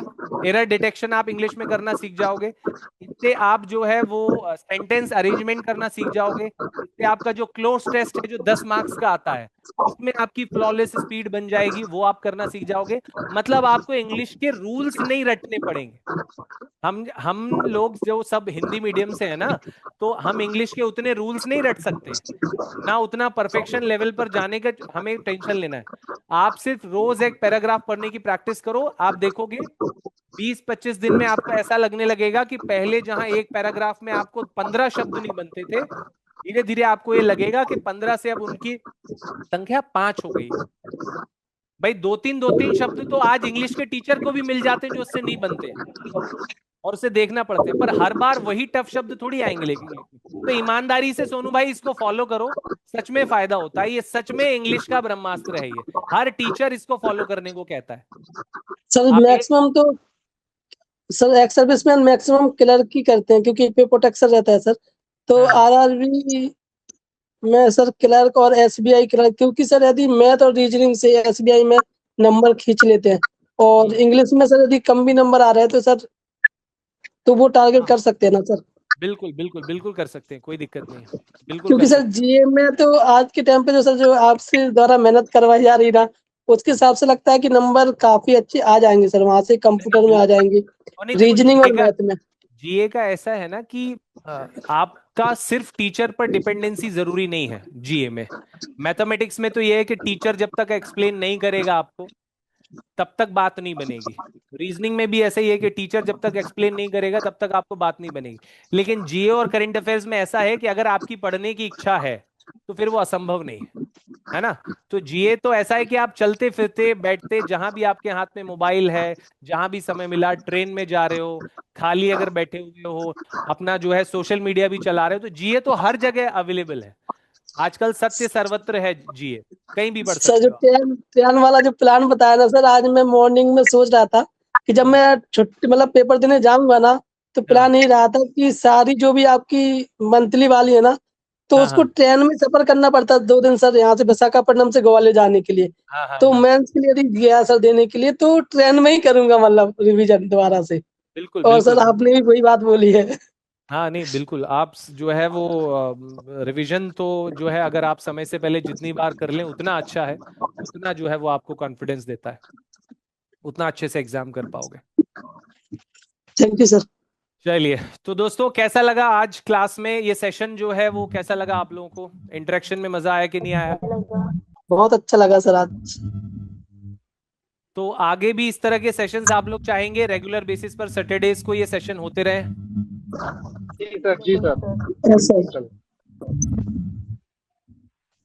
चलिए, तो बिल्कुल जो है बहुत जल्दी कल या परसों में आपके साथ हम इंफॉर्मेशन शेयर कर देंगे कि अगले महीने नहीं, अगले हफ्ते मतलब नेक्स्ट सैटरडे को कौन से फैकल्टी आपके साथ जुड़ेंगे। और जरूरी नहीं है कि सैटरडे को, आपको हम पहले से बस टाइम बता देंगे, लेकिन आपके साथ इंटरेक्शन करते रहेंगे, है ना। तो आज के दोस्तों इस कंक्लूजन मतलब इस हमारे डिस्कशन को हम यही कंक्लूड करते हैं, लेकिन साथ साथ में मैं वो 3 बातें फिर दोहराऊंगा कि आपको दिमाग में रखनी है। Class and revision, written record, class and revision, written record और मॉक टेस्ट एंड एनालिसिस। आपको क्लास अटेंड करनी है, रिवीजन करना है, जो भी कर रहे हैं उसका रिटन रिकॉर्ड रखना है और मॉक टेस्ट देकर उसका एनालिसिस करना है। ये 3 चीजें जब तक आपका मेंस एग्जाम नहीं हो जाता करते रहो। आप देखोगे कि अंत में आप खुद लिख दोगे एग्जाम देने आने के बाद कि मेरा सिलेक्शन तो पक्का हो रहा है, किसी का हो चाहे ना हो। इसको आप फॉलो करो। चलिए, तो आज के लिए फिलहाल इतना ही। मुलाकात करते हैं अब हम कब? सोमवार को। सोमवार को प्रेजेंट रहिएगा, क्योंकि हम लोग जो है वो डिस्कशन करेंगे जून महीने में जो बीता हुआ सप्ताह है उसकी जो है वो रिवीजन, जो हम हर मंडे को करते हैं। तो हमारा वीकली रिवीजन होगा, तो बढ़िया पढ़ के आइएगा, शानदार आपका टेस्ट होगा। मिलते हैं नेक्स्ट सेशन में। Thank you everyone. जय हिंद, जय भारत।